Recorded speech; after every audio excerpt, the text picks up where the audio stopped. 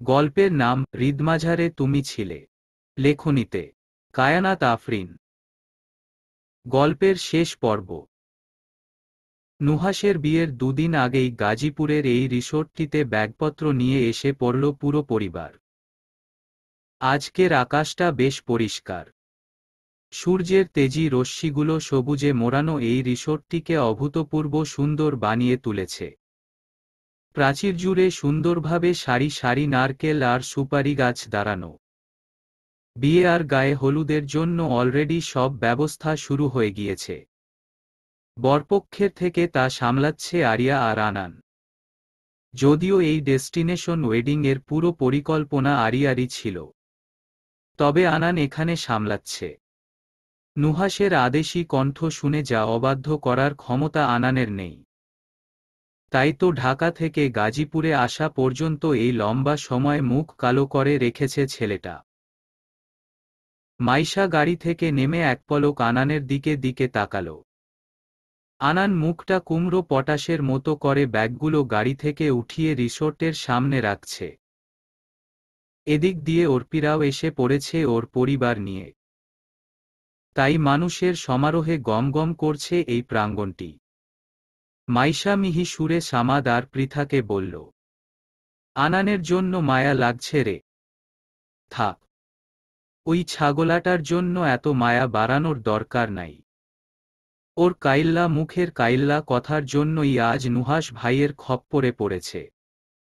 আল্লাহ যা করেন ভালোর জন্যই করেন, বলেই তপ্ত নিঃশ্বাস ছাড়ল অর্পি। চোখের চশমাটা বারবার ঢিলে হয়ে নাকের কাছে পড়ে যাচ্ছে বিধায় বড্ড বিরক্ত হল মেয়েটা। চশমাটা রাগের বশে খুলে ব্যাগে রাখতে গেলেই ওপাশ থেকে নুহাস চেঁচিয়ে বলে উঠল, চশমা খুলছ কেন? বিয়ের আগেই উষ্ঠা খেয়ে হাত পা ভাঙবে নাকি? নুহাসের সাথে সায় দিল অর্পির মা। অর্পির মাথায় গাঁটা মেরে বলল, এই মেয়ে ওর দাদির আগে আমাকে হার্ট ফেল করে মারবে। এদিকে আমার একাই সব কাজ সামলাতে হচ্ছে, আর এই মেয়ে আসছে চশমা খুলে ঘুরবে। এক্ষুনি চশমা পর। কিন্তু মা, চশমাটা ঢিলে হয়ে গিয়েছে তো। সামাদকে বললেই তো স্ক্রু দিয়ে ঠিক করে দেয়, এর জন্য চশমা খোলা লাগে নাকি? হায় আল্লাহ, এই মেয়ে আমারে জ্বালিয়ে মারবে। হাহাকার করতে করতে রিসোর্টের রান্নাঘরের দিকে চলে গেলেন আমেনা বেগম। এই বিয়ের মৌসুমে মাথায় অনেক কাজের চাপ পড়েছে উনার। অর্পি উদ্ভ্রান্ত হয়ে দাঁড়িয়ে থাকল সেখানে। যদিও বকা মার এগুলো ওর কাছে বড় কিছু না, কিন্তু এভাবে নুহাস আর আঙ্কেল আন্টির সামনে বকা খাওয়াতে লজ্জা লাগছে বেশ। সরু চোখে নুহাসের দিকে তাকালো তাই। নুহাস ব্যস্ত ভঙ্গিতে চোখ রাঙানি দিতেই অর্পি চোখ সরিয়ে ফেলে। রাগ হচ্ছে ওর, তাই চিল্লিয়ে বলে উঠল, ওই আনাইন না। আনানের নামটা বিকৃত করে ডাকাটা ওর কাছে বড় কিছু না। তাই আনান দ্রুতপায়ে ব্যাগপত্র রেখে ওর কাছে আসল। মাইশা, সামাদ, পৃথা নির্বিকারে গাড়িতে হেলান দিয়ে এ দৃশ্য দেখে চলছে। অর্পি দাঁতে দাঁত চেপে বলল, আমার রুম কোনটা? আনান কিছু একটা ভাবল অল্প সময়ে, তারপর বলে উঠল, আপাতত তোর রুম কোনটা এটা আমি জানি না। তবে বিয়ের পর, বাসর রাতে তোর রুম কোনটা হবে এটা আমার ভালোমতোই জানা আছে। বলবো নাকি?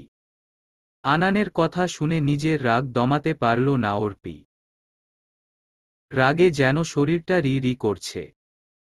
অর্পি সহজে রাগে না, কিন্তু বিরক্তি আর ধমক যেন ওকে অতিষ্ঠ করে তুলেছে। এমনিতেই নুহাসের জ্বালায় বাঁচে না, তার ওপর আনানের মুখে বাসর রাতের কথা শুনে গর্জে বলে উঠল, কেন রে? আমি কি একবারও বলেছি যে এখন আমি বাসর করব? আস্তাগফিরুল্লাহ। এখন বাসর করবি মানে? কার সাথে করবি? ওইটা তো করবি বিয়ের পর। মাইশা সামাদ বিচলিত হয়ে আনান আর অর্পির মুখ চেপে ধরল। কি শুরু করেছে এরা? অর্পির মুখ ক্রমান্বয়ে লাল হয়ে গিয়েছে আনানের কথায়। ইচ্ছে করছে নুহাশ আর আমেনা বিবির ওপর জমানো ক্ষোভটাও ওর ওপর ঝাড়তে। ওদের এমন কথা শুনে আয়াত আর শাওন দ্রুত পায়ে ওদের কাছে আসলো।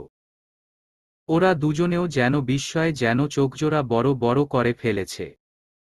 শাওন শার্টের হাতা গুটাতে গুটাতে বলল, পাগল হয়েছ নাকি তোমরা? ওদিকে বড়রা আছেন, এভাবে বাসর বাসর করছো কেন? আনান বিভ্রান্ত হয়ে বলল, অর্পিরে জিগান ভাই। মায়া নুহাশ ভাইয়ের শোকে পাগল হইয়া এখনই বাসর করতে চাইতেছে। ওই কুত্তা, আমি কখন বললাম যে আমি বাসর করতে চাইতাসি? ওমা, তাহলে কি তুই চাস না? বইন, নুহাশ ভাই যদি জানে যে তুই আমার সাথে রাগ কইরা বাসর লইয়া তিরিং বিরিং শুরু করছস ওই হালায়, জিভ কেটে মানে দুলাভাই আমার কল্লা কাইটটা দিব। অর্পি আর আনানের বাসর তত্ত্বের ঝগড়ায় মাথাটা চক্কর দিয়ে উঠেছে মাইশার, সাথে বাকি সবারও। আয়াত এবার শীতল কণ্ঠে বলল, তোমরা থামবে এবার। নীরব হয়ে গেল অর্পি আর আনান। দুজনেই তর্ক বিতর্ক করে এবার হাঁপিয়ে উঠেছে। আয়াত ২-৩ বার নিঃশ্বাস ছাড়ল স্বাভাবিক ভঙ্গিমায়।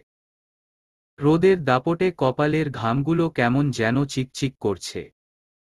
আয়াত বলে উঠল, তোমাদের দুজনের মাথা যে আল্লাহ কি দিয়ে বানিয়েছে আমার তা ধারণার বাইরে। বিয়ের মহল আর এতগুলো মানুষ আর তোমরা বাসর নিয়ে কোমর বেঁধে ঝগড়া করছো, লাইক সিরিয়াসলি? মাইশা, সামাদ, পৃথা, শাওন ওরা নিঃশব্দে হেসে চলছে। আয়াত আবার বলল, এই রিসোর্ট অন্য ৪-৫টা রিসোর্টের মতো না যে একসাথে অনেকগুলো রুম আছে। এখানে মূলত ছোট ছোট ৭-৮টা কটেজের ওপর বেজ করে সব করা। আর তোমরা ৫ জন দক্ষিণ মাথার কটেজে থাকবে। ২টা রুম আছে ওখানে। সামনেরটায় সামাদ আর আনান থাকবে, ভেতরেরটায় থাকবে তুমি, মাইশা আর পৃথা। ঠিক আছে? হুম। অর্পির মৃদু উত্তর। আয়াত পরিপ্রেক্ষিতে কিছু বলল না। গায়ে হলুদ আর বিয়ের জন্য এখনো অনেক সময় আছে। তাছাড়া এই রিসোর্ট ভাড়া নেওয়া হয়েছে পুরো ১ সপ্তাহের জন্য, যাতে ধীরে সুস্থে সুষ্ঠুভাবে বিয়ের কার্য সম্পাদন করা যায়। আয়াত মনে মনে ভেবে নিল, একবার নুহাশ ভাইয়ের বিয়েটা হয়ে যাক, তারপর আয়াত ওর আর মাইশার সম্পর্কের কথা ওঠাবে। প্রয়োজনে অনশন করতেও পিছুপা হবে না। রাতের গভীরতা বাড়ার সাথে সাথেই স্তব্ধ হতে লাগল এই বিয়েমহলটি। সারাদিনের কাজকর্মের ক্লান্তিতে সবাই নিদ্রায় আচ্ছন্ন হয়ে পড়েছে এই মোহময় পরিবেশের আবেশে। অতিথিরা আগামীকাল থেকে আসা শুরু করবে, তাই আজকেই সব ব্যবস্থা করতে হল। প্রাঙ্গণে স্টেজ বসানো থেকে শুরু হয়ে লাইটিং, ডেকোরেশন, সব কাজ সবাই করেছে মিলমিশে। সারা বিকেল আর সন্ধ্যা যেখানে আড্ডা আর হই হুল্লোড়ের কারণে গমগম করছিল, সেই পরিবেশটি এখন কেমন যেন নীরব, নিস্তব্ধ। দূর দূর শুধু শোনা যাচ্ছে ঝি ঝি পোকার ডাক, কেমন যেন মায়া বিচ্ছিন্ন প্রহর। বিছানায় এসময়ে শটান হয়ে শুয়ে আছে মাইশা। শরীর অবসন্ন থাকলেও চোখে যেন ঘুম নেই। ওদিকে আনান সামাদের ঘর থেকে কিছু কণ্ঠ ভেসে আসছে, সম্ভবত পাবজি খেলতে মগ্ন দুজনে। হঠাৎ ফোনের ভাইব্রেশনের শব্দে ভাবনা ত্যাগ করে বাস্তবে ফিরল মাইশা। ভাইব্রেশনের কারণে খাটটি অস্বাভাবিকভাবে কেঁপে উঠছে। এমতাবস্থায় অর্পি আর পৃথা আরও জোরাজোরি করে ঘুমিয়ে পড়ল। পৃথা ঘুমের ঘোরে অর্পিকে বলল, আমারে নুহাশ ভাইব্বা খাটের থেইকা ফালাইস না কিন্তু। প্রতিউত্তরে অর্পি কি বলল মাইশা তা বুঝতে পারল না। এর মধ্যে কল কেটে আবার কল আসাতে ভাবনার জাল ছিঁড়ল পুনরায়। মাইশা ভ্রু কুঁচকে বালিশের নিচে থেকে মোবাইল বের করে দেখল স্ক্রিনে লিখা আয়াত।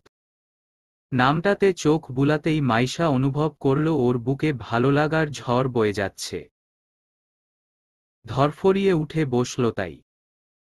হুট করে এত রাতে আয়াতের কল আসাতে যতটাই না অবাক হয়েছে তার থেকে বেশি কাজ করছে তুমুল উত্তেজনা।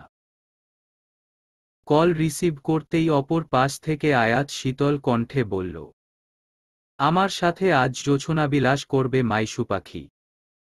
মাইশা কয়েক মুহূর্ত নিশ্চুপ হয়ে রইল। ওপর পাশ থেকে শোনা যাচ্ছে কেবল উত্তপ্ত শ্বাস। কেমন যেন নিজেকে মাদকময় লাগছে মাইশার। না হলে কোনো ছেলের কণ্ঠ এতটা নেশা মিশ্রিত মনে হয় কেন? অতপর মাইশা প্রশ্ন করল, কোথায় তুমি? রিসোর্টের পেছনে দিকে। আয়াতের গহীন কণ্ঠ। মাইশা সরু চোখে এক পলক তাকালো অর্পি আর পৃথার দিকে। দুজনেই যেন ঘুমে কাবু হয়ে গিয়েছে। মাইশা ঠোঁট চেপে ভাবল অল্পক্ষণ। তারপর মৃদুস্বরে বলল, আসছি আমি। বলেই কল কাটল মাইশা। চুলগুলো কাটা ব্যান্ড দিয়ে ভালোমতো আগলে ওড়না পেঁচিয়ে নিল শরীরে। ধীর পায়ে দরজা খুলে এবার বেরিয়ে গেল রিসোর্টের দক্ষিণ দিকে। রিসোর্টের দক্ষিণ পাশটিতে শীতল মন জুড়ানো বাতাস। হাওয়ার শীতল সংস্পর্শে যেন লোমগুলো মাইশার শিরশির করে দাঁড়িয়ে পড়ল। আকাশে মস্তবর একটা চাঁদ উঠেছে। কিন্তু এখানে এতই গাছপালা যে সেই পাতাসমাহার ভেদ করে চাঁদের ম্লান আলো কচি কাটা ঘাস স্পর্শ করতে পারল না। এদিক ওদিক তাকিয়ে প্রাঙ্গণের একেবারে শেষ প্রান্তে দেখতে পেল আয়াতকে। শুভ্র ওড়নাটি দিয়ে নিজেকে আরো ভালোভাবে আবৃত করে মাইশা গিয়ে দাঁড়ালো আয়াতের পাশে। মাইশার উপস্থিতি টের পেলেও প্রতিক্রিয়া করল না আয়াত। ধূসর ট্রাউজারের পকেটে হাত দিয়ে প্রগাঢ় চোখে তাকিয়ে রইল দিঘির টলমলো জলের দিকে। মাইশা প্রশ্নবিদ্ধ মুখে তাকিয়ে আছে আয়াতের দিকে। শেষমেশ বলে ফেলল, এভাবে চুপচাপ কেন? কেন ভাল্লাগছে না বুঝি? মোটেও না। তোমায় চুপচাপ দেখলে আমায় অস্থির অস্থির লাগে। বিনিময়ে দুষ্টু হাসল আয়াত। তাই একটু ঝুঁকে এলো মাইশার দিকে। তারপর মৌনতা কাটিয়ে বলল, তো তোমায় আর একটু অস্থির করি। কি বলো? চোখ ছোট ছোট করে ফেলল মাইশা। ঠোঁট কামড়ে তাই বলল, তুমি অসভ্য হচ্ছ দিন দিন। এভাবে বলো না মাইশু পাখি। তোমার এই ঠোঁট কামড়ে কথা বলার ধরন দেখে কবে যেন আমি উন্মাদ হয়ে যাই। আয়াতের শীতল কণ্ঠে তুমুল লজ্জা গ্রাস করে নিল মাইশাকে। ছেলেটার তীব্র পুরুষালী ঘ্রাণ ওকে একমোহে যেন আবিষ্ট করে ফেলছে। চোখে মুখে কেমন যেন প্রেমময় অনুভূতি। সেই দৃষ্টিতে তাকানোর সাহস যেন মাইশার নেই। ঘুমু ঘুমু চোখ নিয়ে নিজের রুম থেকে বের হল মাইশা। গতকাল আধ ঘন্টার জন্য আয়াতের সাথে দেখা করে আর ভালোমতো ঘুম হয়নি। তাই তো বেলা 10:30 বাজে সামাদ অর্পি টেনেও ওকে উঠাতে পারল না। বেশ কিছুক্ষণ পর মাইশা যখন অনুভব করল ওই দুইটার কোনো সাড়াশব্দ নেই, পিটপিট করে চোখ খুলল তাই। ওয়াশরুমে কেউ গুনগুন করে গান গাচ্ছে শাওয়ার ছেড়ে। মেয়েটা নিশ্চিত পৃথা। তাই মাইশা সামনের রুমের বাথরুম থেকে মুখ ধুয়ে বেরিয়ে এলো বাহিরের দিকে। সকালের মিষ্টি রোদ্দুরটা সবুজ ঘাসের ওপর পড়াতে চমৎকার লাগছে। কিচেন সাইড থেকে এক মহিলার হই হুল্লোড় শোনা যাচ্ছে। মহিলাটি যে অর্পির দাদি হবে এ নিয়ে মাইশা শতভাগ নিশ্চিত। তাই খালি পায়ে এই নরম ঘাসের ওপর লম্বা লম্বা পা ফেলে এগোতে লাগলো সুপারি বাগানের দিকে। সেখানে স্তম্ভিত হয়ে যায় মাইশা। কেননা নুহাশ, আনান আর সামাদের কান চেপে দাঁড়িয়ে আছে। এমন দামড়া দুটা ছেলের কান চেপে ধরার দৃশ্যতে মাইশা যেন অবাক না হয়ে পারল না। নুহাশের ঠিক পেছনে বরাবরই মুখে একটা শয়তানি হাসি চেপে দাঁড়িয়ে আছে অর্পি। মাইশা দ্রুতপদে সে প্রান্তে গেল ঘটনাটি বোঝার জন্য। আনান আর সামাদ হাহাকার সুরে বলছে, এইবারের মতো মাফ কইরা দেন ভাই, আমরা ছোট মানুষ। নুহাশ ধমক মেরে বলল, তোমরা ছোট মানুষ মানে? ইয়া মাবুদ, তোমাদের মতো দামড়া ছেলেগুলা ছোট হলে তো পোলাপানগুলা সুসাইড করব। ভ্রুকুচকে ফেলল মাইশা। নুহাশ, আনান, সামাদ এদের সব বিষয়বস্তুই মাইশার ধারণার বাইরে। তাই বিচলিত হয়ে বলে উঠল, কি হয়েছে ভাই? এই গবেটগুলোকে জিজ্ঞেস করো। এমনিতে তো আমার সামনে স্বর বের হয় না, আর গতরাতে গলা ফাটিয়ে দুইটায় পাবজি খেলছে শেষ রাতে বারান্দায় বসে বসে। কান ঝালাপালা হয়ে গিয়েছিল আমার। তখনই ঠিক করি সকালটা একবার হোক, দুইটারে সাইজ করব।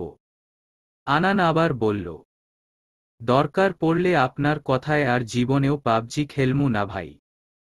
আপনার ভবিষ্যৎ পোলাপাইনের কসম, এক থাপ্পড়ে তোমাদের দাঁত ফেলে দিব আমি।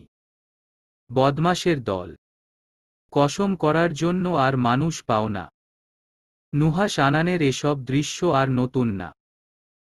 এদের দেখলেই মানুষের একটা বিষয়ের কথা মনে পড়বে, বাঘ আর বিড়ালের বাচ্চা।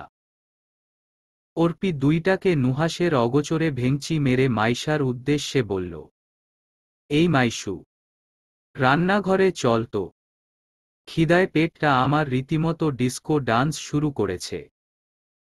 চল তাহলে। ডাইনিং টেবিলের এই বিশাল আসরে খাওয়া হচ্ছে কম আর কথা হচ্ছে বেশি। যেদিকেই তাকানো যায় সেদিকেই শুধু আলোচনা আর আলোচনা। এই এত মানুষের ভিড়ে যদি কেউ না বসে থাকে সেটা হলো অর্পির বোন অরি আর আমেনা বিবি। আনানের ভাষ্যমতে সপ্তম শ্রেণী পড়ুয়া এই দস্যু মেয়েটা পুরাই অর্পির মায়ের মতো ব্যস্ততম মহিলা হবে ভবিষ্যতে, যেদিকে অর্পি পুরোটাই উল্টো। মেয়েটা নির্বিকারে পোটটা ছিঁড়ে ছিঁড়ে বুটের ডালের সাথে খাচ্ছে। আজ বাদে কাল পরশু গায়ে হলুদ, আর আয়োজন এখনো শেষ না হওয়াতে চিন্তায় বিভোর হয়ে গিয়েছেন শারমিন বেগম। নিজের বড় ছেলের বিয়ে এতটা জাঁকজমকপূর্ণ না করলেও সাদামাটাভাবে করার চিন্তাভাবনা নেই তার। কিন্তু এত কিছুর ভেতরেও রহমান সাহেব নিশ্চুপ। বলতে গেলে অনেকটাই নিশ্চুপ। মাইশা নুহাশ দুজনেই ২-৩ বার পরখ করেছে বাবার এই মৌনতা। কিন্তু বিয়ের আমেজে সবাই এতটাই বিভোর যে সেই মৌনতার দিকে ভ্রুক্ষেপ করার সময় যেন কারো মধ্যে নেই। নুহাশ বিনয়ী ভঙ্গিতে বলল, আব্বু, তোমার কি শরীর খারাপ লাগছে? নুহাশের কণ্ঠে আলোচনা থামালো মিজান সাহেব আর রাহেলা বেগম। আরিয়া, অর্পি, আমেনা বিবিও সেখানে নজর দিয়েছে। রহমান সাহেব গম্ভীরভাবে এক গ্লাস পানি পান করেলেন। অর্পির মা বলে উঠল, ভাইজান, প্রেশার বেড়েছে নাকি? ওষুধ আনব? না, তেমন কিছু না। রহমান সাহেবের গম্ভীর কণ্ঠ, চোখের মধ্যিখানে একরাশ চিন্তাগ্রস্ততা ফুটে উঠেছে। নীরবতা কাটিয়ে তিনি বলে উঠলেন, মাইশার জন্য যে ছেলে ঠিক করেছিলাম সে আগামীকাল আসছে এখানে। বিস্ময়ে চোখ বড় বড় হয়ে এলো সবার। মাইশা, আনান, সামাদ, অর্পি, পৃথার মনে রীতিমতো উত্তেজনার জোয়ার শুরু হয়ে গিয়েছে। মাইশার এই ছেলের কথা তো এক পলক ভুলেই গিয়েছিল। আর ভুলবেই না বা কেন? ইন্টারের দ্বিতীয় বর্ষে পড়াকালীন এই ছেলের কথা বলেছিল বাবা। ঘটকালি করেছিল পাশের বাড়ির জামান আঙ্কেল। ছেলে সম্পর্কে উনার ভাতিজা হয়। কয়েক বছর যাবৎ দেশের বাহিরে গিয়েছিল পড়াশোনার জন্য। ছেলের চাকরি বাকরি হয়ে ইউরোপের একটা গ্রিন কার্ড পেলেই মাইশার জন্য ছেলের সম্বন্ধটা আনবেট বলেছিলেন জামান সাহেব। রহমান সাহেবের এই সম্বন্ধটা পছন্দ হলেও তখন সম্মতি জানানি। বলেছিলেন মেয়েটাকে আরও পড়াশোনা করাবেন। আয়াত ওর জীবনে আসার বেশ কয়েক বছর আগের ঘটনা এগুলো। সেই সুবাদে মাইশা ভুলেই গিয়েছিল এটার কথা। হুট করে রহমান সাহেবের এই কথা বলাতে গায়ে হিম ধরে যায় মাইশার। শারমিন বেগম বিচলিত হয়ে বললেন, নুহাসের আব্বু বলছিলাম কি এখন নুহাসের বিয়েটা আগে হোক, তারপর না হয় মাইশারটা আগাই। আমি কি বলেছি যে ছেলে আসলেই বিয়ে দিয়ে দেব মাইশার সাথে? জামান সাহেব অনেক আগেই এই সম্বন্ধটা নিয়ে এসেছেন, আর আমাদের প্রতিবেশী হওয়ার সুবাদে তো তাকেও দাওয়াত দেয়া হয়েছে নুহাসের বিয়েতে। এখন জামান সাহেব যদি স্বেচ্ছায় ছেলেসহ ছেলের মা বাবাকে নিয়ে এখানে আসতে চায়, আমি কিভাবে না করতে পারি? যুক্তি আছে উনার কথায়। পরিপ্রেক্ষিতে শারমিন বেগম তাই কিছুই বললেন না। মাইশা নির্বাক হয়ে কথাগুলো শুনছে। আনান সামাদ ইশারা করছিল মুখফুটে কিছু বলার জন্য, কিন্তু ওর মুখ দিয়ে একটা স্বরও বের হয়নি। আয়াত শাওন দুজনেই ডেকোরেটিংয়ের ব্যবস্থার জন্য ঢাকা গিয়েছে লোক আনার জন্য। অথচ এ সময় সবচেয়ে বেশি প্রয়োজন আয়াতকে। মনে মনে নির্লিপ্ততা শ্বাস ছাড়ল মাইশা। বাবাকে এবার সত্য কথা বলতেই হবে। মধ্যদুপুরের ভ্যাপসা গরমে চারপাশে বিতৃষ্ণা জেগে উঠেছে। আশেপাশে কোনো প্রকার কোনো বাতাসের অস্তিত্ব নেই। ইঙ্গিত দিচ্ছে নিম্নচাপের কারণে সন্ধ্যার পর ভয়াবহ এর বৃষ্টি হবে। সেই তাণ্ডবে পুনরায় শীতল হয়ে উঠবে সর্বত্র। আজকাল আবহাওয়ার কোনো ঠিক ঠিকানা নেই। প্রকৃতির স্বতন্ত্র বৈশিষ্ট্য অতুলনীয়ভাবে যেন বদলে যাচ্ছে। বার কয়েক বড় বড় নিঃশ্বাস ফেলে বাবার কাছে যেতে ইচ্ছুক হলেও যেতে পারল না। দরজার সামনে নীরব মূর্তির মতো ঠায় হয়ে দাঁড়িয়ে আছে। মনে বিস্তার করছে অজানা কিছু ভয়। কোনো খারাপ পরিস্থিতির সম্মুখীন হবে না তো? বাবা যদি আয়াতকে না মেনে নেয়? ভাবতেই কাঁপুনি ধরে গেল মাইশার। রহমান সাহেব আরাম গদিতে বসে পেছনে মাইশার উপস্থিতি অনুভব করতে পেরেছিল। তাই শীতল কণ্ঠে বলল, কিছু বলবে মামনি? হ্যাঁ। মাইশার ইতস্তত কণ্ঠ। রহমান সাহেব ইশারায় ভেতরে আসতে বললেই মাইশা নীরবে নিভৃতে বাবার মুখোমুখি হয়ে বসে পড়ল। মনে বিরাজ করছে টানটান এক উত্তেজনা। দৃষ্টি নত করে বলে ফেলল, আব্বু আমি একজনকে ভালোবাসি। বলেই কণ্ঠস্বর মিহি করে ফেলল সে। বাবার দিকে তাকানোর ক্ষমতাটি এখন যেন আর নেই। রহমান সাহেবও কিছুক্ষণ চুপ করে রইলেন। মুখে অদ্ভুত এক হাসি। ছেলেটা আয়াত, তাই না? বিস্ময়ের চরম প্রান্তে এবার মাইশা। নত করা দৃষ্টি এখন অদ্ভুত আকারে বিকট রূপ নিয়েছে। বিনিময়ে যে কেমন প্রতিক্রিয়া করতে হবে মাইশা যেন তা ভুলে গেল। তবুও আপ্লুত হয়ে বলল, তুমি? কিভাবে? আমার মেয়ে তুমি মাইশা? একজন বাবা কোনো ছেলের সাথে তার মেয়ের কথা বলার ধরন দেখেই বুঝতে পারে তাদের সম্পর্ক কেমন। আনান বা সামাদ বা শাওনের সাথে তোমার যেমন সম্পর্ক, আয়াতের সাথে তোমার তেমন সম্পর্ক না। তা আমি আগেই আন্দাজ করতে পেরেছি। চোখ কখনো সেই অনুভূতি লুকিয়ে রাখতে পারে না। তাহলে তোমার মতামত কি? মাইশার মৃদু কণ্ঠ। রহমান সাহেব নিষ্পলক দৃষ্টিতে কিছুক্ষণ মাইশার দিকে তাকালেন। তারপর বলে ওঠলেন, আমি এ ব্যাপারে এখন কোনো কথা বলতে চাচ্ছি না। তুমি আসতে পারো। রহমান সাহেবের কোনো প্রকার কোনো প্রতিক্রিয়াই আন্দাজ করতে পারল না মাইশা।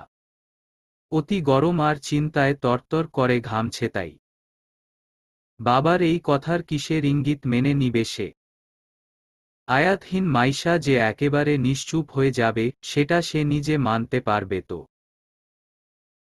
দুপুরে যেমন ভ্যাপসা গরম বিরাজমান ছিল, রাত্রির গহীনে এবার ঝমঝমিয়ে পড়েছে বৃষ্টি।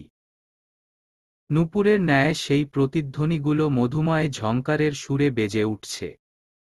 জানালার কপাটগুলো তাই বাড়ি খাচ্ছে বারবার। এমন সময় কটেজের দরজায় ঠকঠক করে আওয়াজ শুনতে পেল আনান। সামাদ, পৃথা, অর্পি, আনান সবার মনেই এবার আশার আলো জেগে উঠেছে। কেননা বাবার কাছে কোনো প্রতিউত্তর না পেয়ে ঘরে হুলুস্থুল কাণ্ড ঘটিয়ে দিয়েছিল মাইশা। অনেকটা ত্রাসে তো অনেকটা আতঙ্কে। বারবার উল্টোপাল্টা কথা বিড়বিড়িয়ে ঘরের সব জিনিসগুলো ছিটিয়ে অবস্থা কাহিল করে ফেলেছে। আনান এগিয়ে যেতেই বেচারাকে দিল 2টা চড়। তাই কেউ আর এগোনোর সাহস পায়নি। শঙ্কায় কাউকে কিছু বলতেও পারছে না তাই। এমতাবস্থায় শুধু একজনই ছিল যে মাইশার মনের ঝড়কে শান্ত করতে পারবে। আনান তাই কল দিল আয়াতকে। ঢাকা থেকে সন্ধ্যায় গাজীপুর এসে কটেজে লম্বা ঘুম দিলেও আনানের কলে কথা শুনে বড় বড় পা ফেলে রিসোর্টের শেষ প্রান্তের কটেজে আসল তাই। দরজায় আবারও ঠকঠক শব্দ হতেই আনান দ্রুত পায়ে গিয়ে দরজা খুলল। আয়াত দাঁড়িয়ে আছে, চুলগুলো এলোমেলো, হাতে একটি ছাতা, তাড়াহুড়ো করে উল্টো টি-শার্ট পরে এসেছে। আয়াত সেটা খেয়াল করলেও ঠিক করার সময় ছিল না মাইশার দুশ্চিন্তার জন্য। মেয়েটা যে এত পরিমাণ পাগলামি করবে তা ধারণা করলে শাওনের সাথে মোটেও যেত না ঢাকায়। আয়াত গম্ভীর স্বরে বলল, কোথায় কোথায় ওই জংলি বিড়ালটা?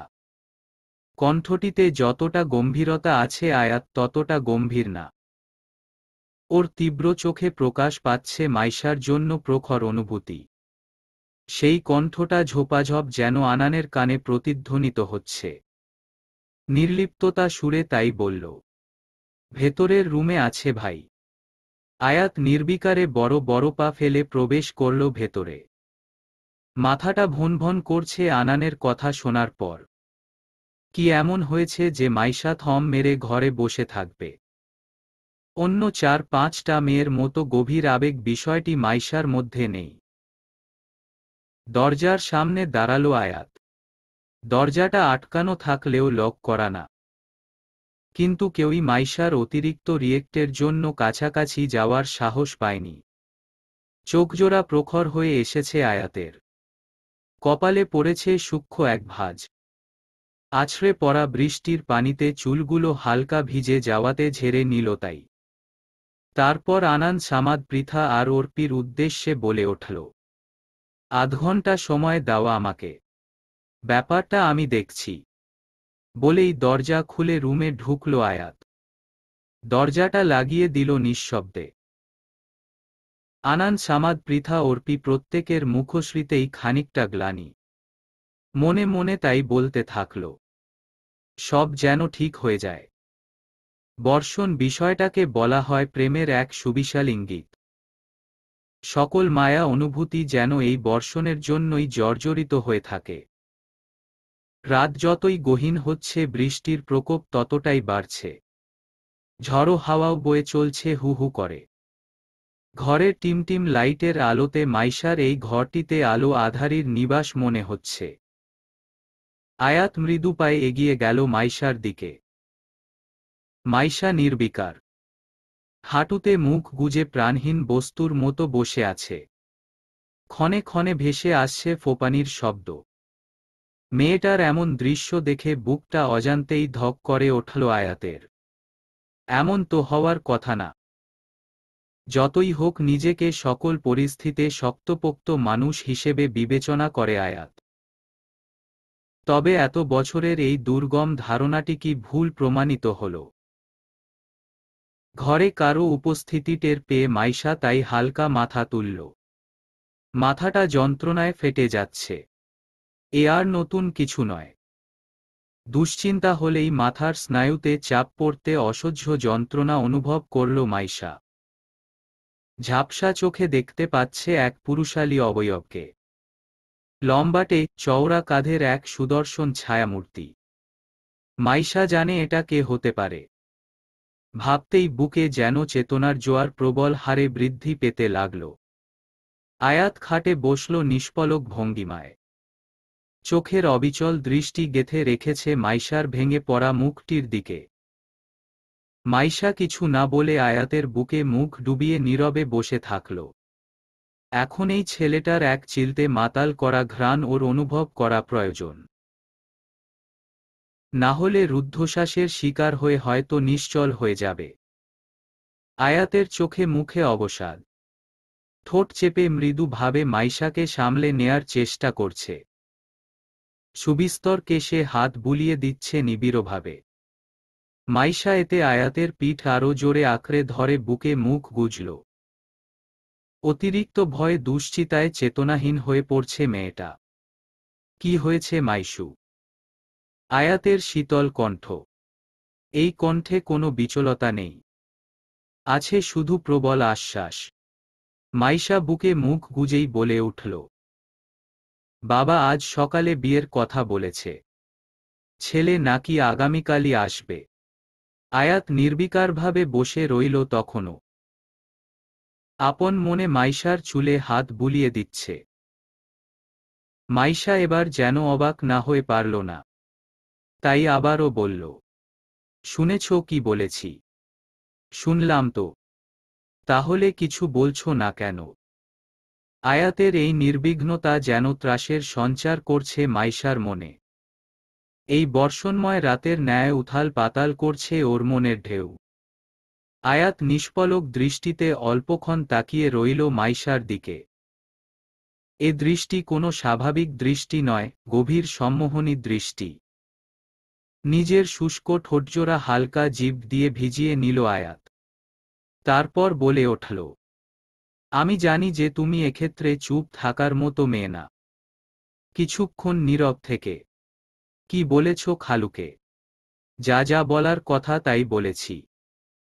বলেই আয়াতের বুকে পুনরায় মুখ গুজল মাইশা। জানালাটি কাছাকাছি থাকার কারণে বাতাসের উত্তাল প্রবাহে বৃষ্টির ঝিরিঝিরি পানি মৃদুভাবে আছড়ে পড়ছে সর্বাঙ্গে। এই একটা অতি ক্ষুদ্র পানির কণা হিমশীতল বরফের মতো মনে হল আয়াতের কাছে। কিছু মাইশার শরীরের উষ্ণতায় তা ধরা দিচ্ছে না। সাংঘাতিক মেয়ে তো। অতিরিক্ত চিন্তায় জ্বর টর বাঁধিয়ে দিল নাকি? বাবা এখনো কিছু বলেনি এ ব্যাপারে?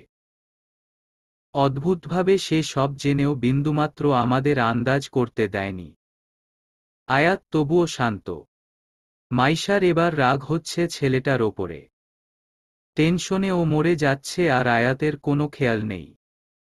তাই সেই প্রশস্তে বুকে সশব্দে একটা কিল মেরে বলে উঠল, এভাবে চুপ হয়ে আছো কেন? টেনশনে আমার নিঃশ্বাস বন্ধ হয়ে আসছে যে বাবা না মানলে কি হবে। কেননা আর যাই হোক, বাবার বিরুদ্ধে গিয়ে আমি একটা স্টেপও নিব না। আর তুমি? সেদিকে কোনো খেয়ালই নেই। খেয়াল আছে তো। কোথায়? এই যে আমার মাইশু পাখির দিকে। আয়াতের প্রখর কণ্ঠ। মাইশা ঝট করে সরে এলো আয়াতের কাছ থেকে। টিমটিম আলোতে ছেলেটার গভীর সম্মোহনী কথাগুলো মাদকময় লাগছে মাইশার কাছে। আয়াতের মুখশ্রী দুর্বল দেখাচ্ছে। কেমন যেন ক্লান্ত, পরিশ্রান্ত লাগছে। উল্টো টি-শার্টটির বোতাম ভেতরের দিকে বিধায় উজ্জ্বল বুকের অনেকাংশই স্পষ্ট দেখা যাচ্ছে। ছোটবেলায় একবার আম গাছ থেকে পড়ে যে ক্ষতটি হয়েছিল, বুকের এক প্রান্তে তার আংশিক দাগটি এখনো যায়নি। আয়াত চুলগুলো পেছনে ঠেলে দিয়ে অপার্থিব নয়নে বলল, কে কি বলল সেদিকে খেয়াল রাখতে চাই না আমি। আমার সামনে যেই উদ্ভট পাগল মেয়েটা বসে আছে না, আমি শুধু ওর খেয়াল রাখতে চাই। যতই ওকে জংলি বিড়াল বলি না কেন, দিনশেষে এই মানুষটিকেই আমার হৃদমাঝারে রাখতে চাই। অকপটে একটি কথা বলতে চাই যে হৃদমাঝারে তুমি ছিলে, আছো এবং থাকবে। কি পরিশ্রান্ত এই কথাগুলো! আয়াত যতবারই কথাগুলো বলার জন্য অদ্ভুতভাবে ঠোঁট নাড়িয়ে চলছিল ততবারই বুকে তোলপাড় শুরু হয়েছে মাইশার। আচ্ছা, এই ঠোঁটজোড়ার মায়াবী স্পর্শ তো আজও অনুভব করতে পারেনি মাইশা, তবে এখন এই ঠোঁটজোড়া ছুঁয়ে দিলে কি বর্ষর কোনো ভুল হয়ে যাবে? আয়াত আবারও বলল, এ ব্যাপারে আর কোনো কথা হবে না মাইশু পাখি। আগে দেখো খালুজান কি বলে। শুরুতেই ভয় পেলে চলবে নাকি? চোখে ঘুম ভর করেছে মাইশার। মাথার ভোঁতা যন্ত্রণাটিও যেন কয়েকাংশে বৃদ্ধি পেয়েছে। আয়াত ধীরস্থিতিতে শুইয়ে দিল মাইশাকে বিছানায়। মাথার নিচে কোমল বালিশের স্পর্শে এখন অনেকটা আরাম লাগছে ওর। আয়াত খাটের পাশে দাঁড়িয়ে সামান্য ঝুঁকে এলো মাইশার দিকে। ওর উষ্ণ নিঃশ্বাস এলোপাথারিভাবে গ্রাস করে নিচ্ছে মাইশার মিহিয়ে পড়া মুখশ্রীতে। ঘুমিয়ে পড়ো এখন, মাইশু পাখি। আয়াতের সম্বোধনে মনে মাইশার প্রশান্তি কাজ করছে। চোখ দুটো নিভে আসছে ম্লানভাবে। আরও কিছুক্ষণ জেগে থাকতে চায় মাইশা। চায় আয়াতের ঘোর লাগানো কথাগুলো উপভোগ করতে, আরও কিছুক্ষণ ছেলেটার সঙ্গ পেতে। মাইশা জানে এখন ঘুমিয়ে পড়লেই আয়াত পৃথা অর্পিকে ডেকে চলে যাবে। যাওয়ার আগে সবাইকে বলে দিবে ওর যেন বিন্দু পরিমাণ ঘুমোতে কষ্ট না হয়। খেয়াল রেখো পাজিটার। এটাই তো প্রেমিকের সংজ্ঞা। সর্বদা নির্বিকার, প্রখর থাকলেও প্রেয়সীর জন্য উজাড় করে দেবে সর্বস্ব ভালোবাসা। ইস, ঘুমানোর আগে একবার শুধু আয়াতের যত্নে গড়া এই কথাগুলো শুনতে পারত। হরেক রকম মেঘের সমাহারে এ যেন এক রক্তিম গোধূলি বেলা। পশ্চিমা আকাশটি অপার্থিব সুন্দর মনে হচ্ছে। ডুবন্ত সূর্যের দৃশ্যে দেখা যাচ্ছে দু কয়েক ডানা ঝাপটানো পাখি। যে দেখবে সে একটা কথাই বলবে, মাশা আল্লাহ। সৃষ্টিকর্তা কত যত্নের সাথেই যেন এই পৃথিবী বানিয়েছে। সন্ধে পড়বে পড়বে ইতিমধ্যেই হলুদের আমেজ শুরু হয়েছে চারিপাশে। স্বভাবতই হলুদের অনুষ্ঠান হয় অনেক রাতে। কিন্তু এই রিসোর্টের অথরিটি স্পষ্ট ইঙ্গিত দিয়েছে যে 12টার পর কোনো হই হুল্লোড় করলে এই এলাকার উপরস্থ কর্মকর্তার কাছে জবাবদিহিতা করতে হবে। রহমান সাহেব এসব ঝামেলা ঝঞ্ঝাট মোটেও পছন্দ করেন না। তাই তিনি সিদ্ধান্ত নিয়েছেন যে অনুষ্ঠান সন্ধ্যার পর শুরু করে 12টার পূর্বেই শেষ করবেন। গত 2 দিনের তুলনায় আজ সকাল থেকেই মেহমান আসা শুরু করেছে পুরোদমে। অর্পি চাচা মামারা থেকে শুরু করে নুহাসের চাচা ফুপি সবাই। আনান সামাদের পরিবারও এসেছে। তেমনি পৃথারও। যদিও পৃথার বিয়ের আসর থেকে পালিয়ে আসার জন্য ওর ওপর সবার ক্ষোভ জমলেও কলেজের অধ্যাপক আনানের বাবা তা সামলে নেন সুনিপুণভাবে। তাই পরবর্তীতে এ নিয়ে আর ঝামেলা হয়নি। তবে এত মানুষের ভিড়েও মুখে ম্লান হাসি নিয়ে ঘোরাঘুরি করেছে মাইশা। কেননা আজ সকাল থেকে আয়াত ওর সাথে কোনো কথা বলেনি। এড়িয়ে গিয়েছে তা ব্যস্ততার খাতিরে। আর মাইশাও কথা বলার জন্য তেমন একটা চেষ্টা করেনি। হলুদের অনুষ্ঠান চলছে পুরোদমে। একপাশে অর্পি আর একপাশে নুহাসকে বসানো হয়েছে। একে এক করে সবাই ছুঁয়ে দিয়ে আসছে হলুদ। মাইশা সামাদ পৃথা ক্লান্ত ভঙ্গিতে প্রাঙ্গণের এক কোণে বসল। ওদিকে আনান মেকি হাসি দিয়ে নুহাস ভাইয়ের সাথে বসে আছে অনিচ্ছায়। অন্য সময় মাইশা এ নিয়ে বিদ্রূপ করলেও আজ মাইশার মন মেজাজ ভালো নেই। আর চোখে বারবার পরখ করে নিচ্ছে ছুটাছুটি করা আয়াতকে।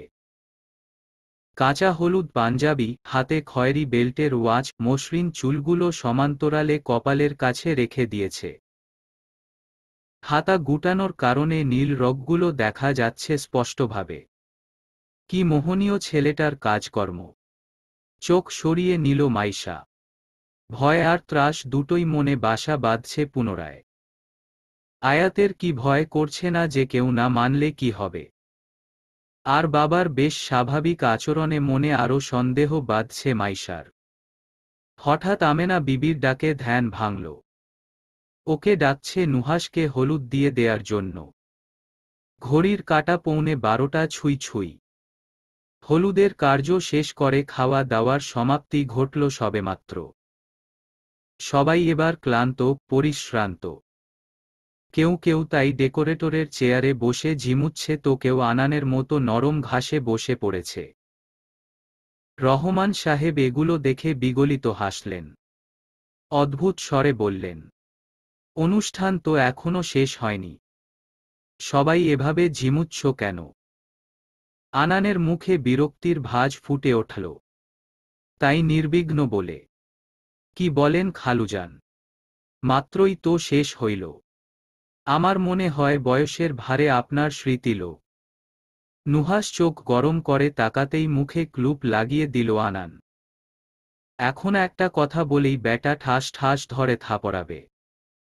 আর বিয়েবাড়িতে এত সুন্দরী মেয়েদের সমাগমে এই কাজ ভুলেও করবে নাও। রহমান সাহেব সোফায় বসে আছেন আয়েশ ভঙ্গিতে, চোখে মুখে কঠোরতা। উনার ঠিক মুখোমুখি সোফায় বসে আছে মাইশা, মুখে চিন্তার ছাপ। বাবাকে এত কঠোর দেখাচ্ছে কেন? রহমান প্রখর কণ্ঠে বলল। আয়াত। বুকটা ধক করে উঠল মাইশার। বাবা এভাবে আয়াতকে ডাকছে কেন? তবে কি সবার সামনে ওদের সম্পর্কের কথা বলবে? চিন্তিত ভঙ্গিতে এদিক ওদিক তাকালো মাইশা। সবাই নির্বিকারভাবে যে যার মতো আছে, এটাই যেন স্বাভাবিক। এগিয়ে আসলো আয়াত। আগের তুলনায় স্নিগ্ধ লাগছে এখন। হয়তো অল্প কিছু সময় আগে মুখটা ধুয়ে এসেছে। রহমান সাহেব গম্ভীর কণ্ঠে বললেন, বসে পড়ো ওখানে। কথাটি শোনামাত্র হুড়মুড়িয়ে মাইশার পাশ ঘেঁষে বসল আয়াত। উত্তেজনায় মাইশার ঠোঁটজোড়া শুকিয়ে গিয়েছে। ছেলেটা পাগল হয়ে গেল নাকি? গতকালই বলল বাবা ব্যাপারটা জানে তো সবার সামনে এভাবে লেপ্টে বসার কারণটা কি? পূর্বের ন্যায় আবার বিড়বিড়য় আয়াতকে লুচু বাঘ সম্বোধন করল তাই। আর চোখে আয়াতের দিকে তাকালো মাইশা। ছেলেটার চোখে মুখে একটা চাপা হাসি। আয়াতের মা হিসহিস করে বলে উঠলেন, এভাবে চাপা হাসি হাসছিস কেন বেটা? প্রেম করার সময় কিছু বলিস নাই, এখন আংটি না পরিয়ে হাসা হচ্ছে। এক কিলে হবু বউয়ের সামনে তোর হাসি উড়িয়ে দেব।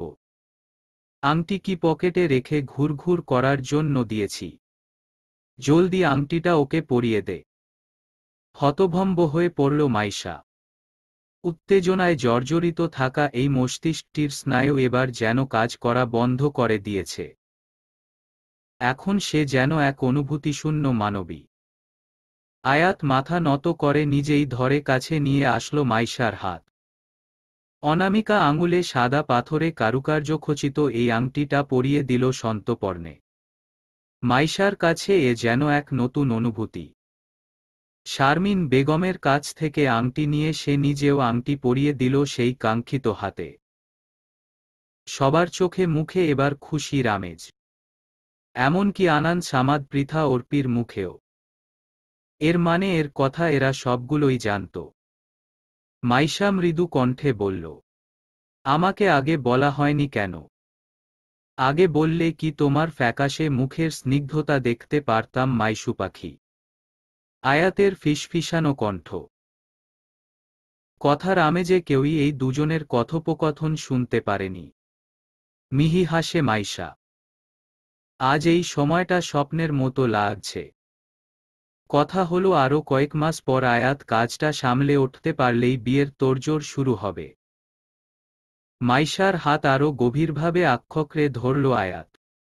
গহীন কণ্ঠে বলল, এই হাতজোড়ার মানুষটি এখন নিতান্তই আমার প্রাণপ্রেয়সী। আজ নুহাসের বিয়ে। কথাটি শুনলেই হুমায়ুন আহমেদের একটি উপন্যাসের কথা মনে পড়ে যায়, আজ হিমুর বিয়ে। পার্থক্য শুধু একটাই, বইয়ের পাতায় হিমু আর বাস্তবের পাতায় নুহাস। উৎসবের আমেজের ভরপুর হয়ে উঠেছে সর্বত্র, আর হবেই না বা কেন? বিয়ে তো শুধু দুজনের মধ্যে আবদ্ধ থাকে না, বন্ধন নিবিড় হয় দুইটি পরিবারের মধ্যেও। মাইশার ভাবতেই অবাক লাগে যেই মেয়েটাকে মাইশা সবসময় কানা বান্দর বলে খেপালেও মনের একটি গভীর অংশে গেঁথে আছে, সেই মেয়েটা ওর ভাবি হবে। এত উত্তেজনা রাখবে কোথায়? যেই মেয়েটা 19 থেকে 20 হলেই কেঁদে ভাসিয়ে মাইশা আনান পৃথা আর সামাদকে আসতে বলতো, হুট করে সেই মেয়েটাকে কত বড় মনে হচ্ছে। এখন তো সবসময়ই মাইশা অর্পিকে কাছাকাছি পাবে নিজের ভাবি হিসেবে। তাহলে ওর মনে খুশি নেই কেন? উত্তরটা মনে হয় ওর জানা। কেননা বিয়ের কবুল পর্ব শেষ হলেই আগের মতো উল্লাস থাকবে না এই সম্পর্কে। সামাদ পৃথা যখন তখন ওকে মাইর আর ভয়ঙ্কর গালি দিতে পারবে না। আনান সবসময় বন্ধুত্বের হাত বাড়িয়ে দিতে। একবার এক ছেলে অর্পির ওড়না টান মেরেছিল বলে কি উড়াধুরা মাইরটাই না দিল আনান সামাদ। তখন ওরা কলেজে পড়ত। শাস্তিস্বরূপ প্রিন্সিপাল ওদের টেস্ট পরীক্ষা দিতেই না বলেছিল। অন্য সময় সেগুলো মনে করে হাসি আসলেও আজ কান্না আসছে। সবাই নিজেদের ঘরে বসে আছে গম্ভীর স্বভাবে। অর্পিকে কিছুক্ষণ পরেই রেডি করাতে হবে। আনান সোফায় মাথা এলিয়ে বসে আছে ক্লান্ত ভঙ্গিতে। এক কালো আকাশ যেন ওর মুখে ভর করেছে। অর্পি বলে উঠল, এমন হুতুম পেঁচার মতো মুখ করে আছিস কেন? আনান নিশ্চুপ।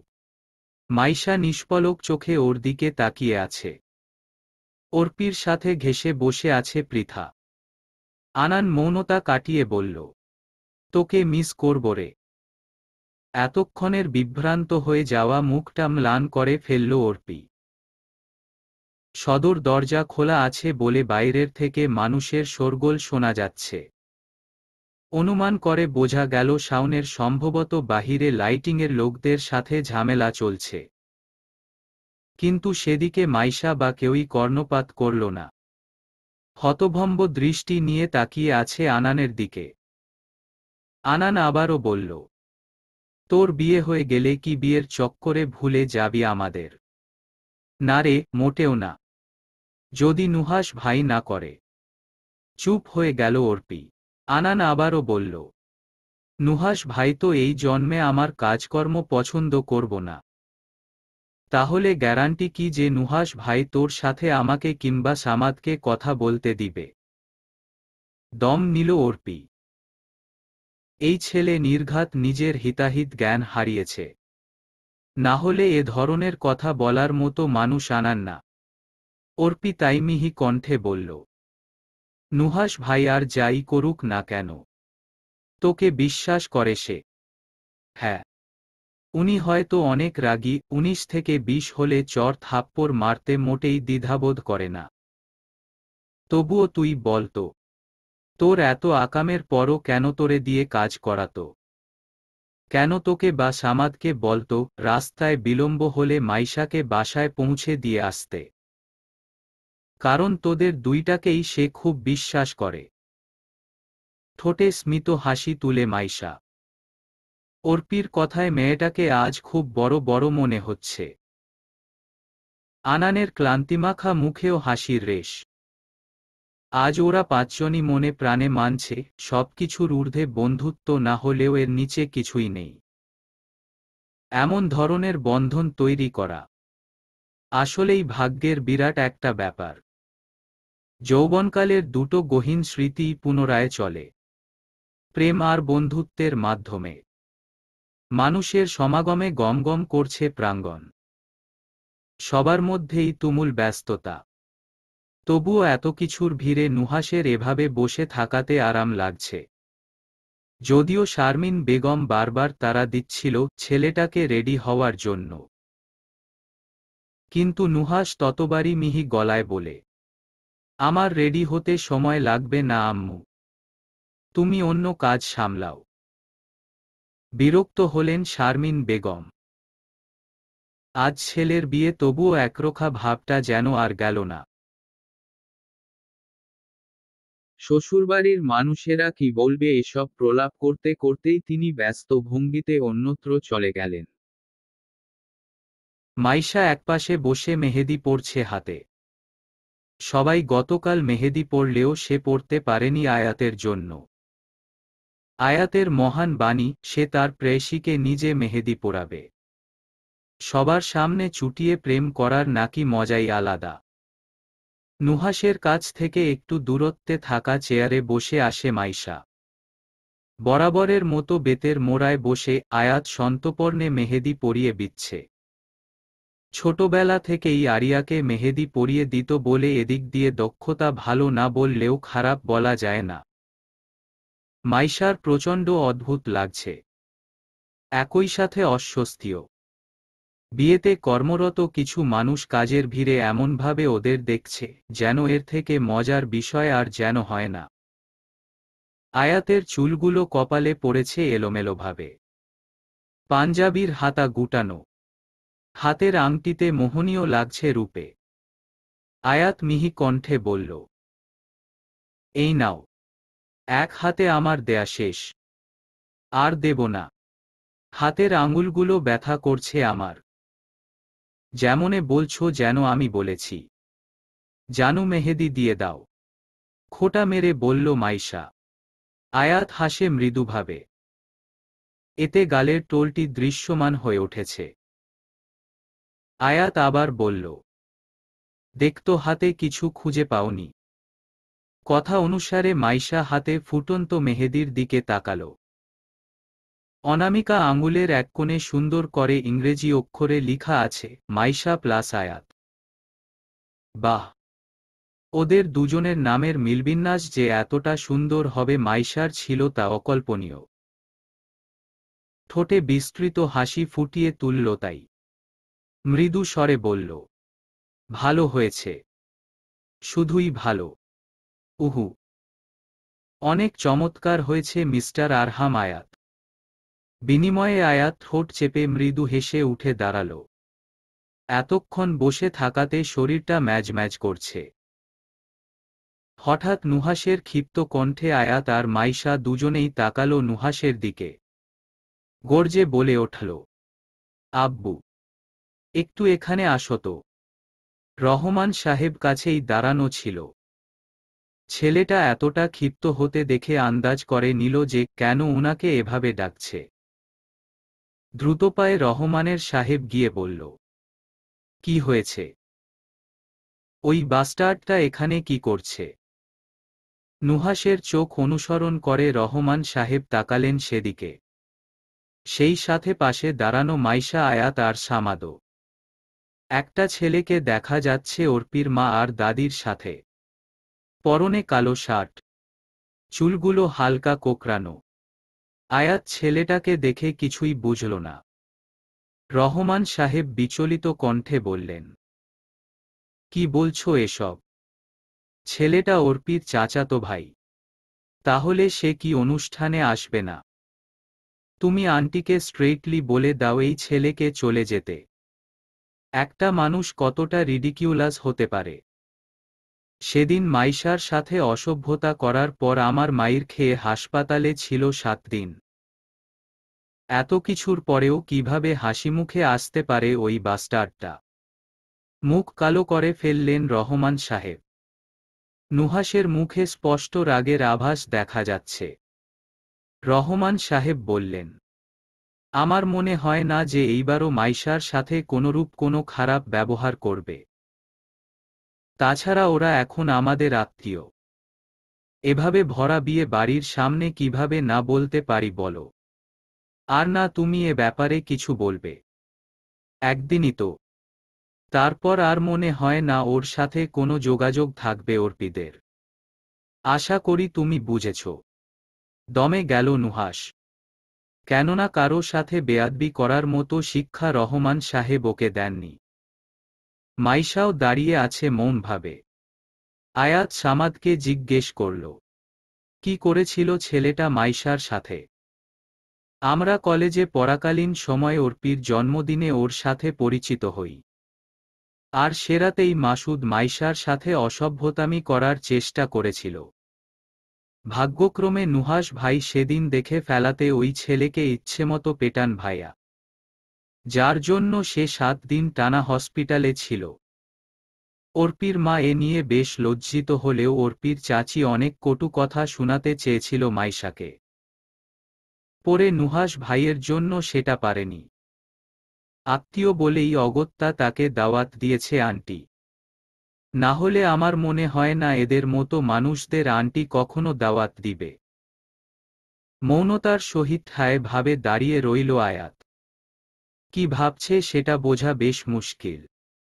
নুহাস মাইশাকে বলে উঠল, ওই রাস্কেলটার থেকে 10 হাত দূরে থাকবি আজকে। বলেই গটগটিয়ে এখান থেকে প্রস্থান করল সে। মাইশাও রেডি হওয়ার জন্য চলে যেতে নিবে হাত চেপে ধরল আয়াত। আগের ন্যায় সেই গহীন সম্মোহনী দৃষ্টি। কপালে সূক্ষ্ম এক চিন্তার ভাঁজ পড়েছে ইতিমধ্যে।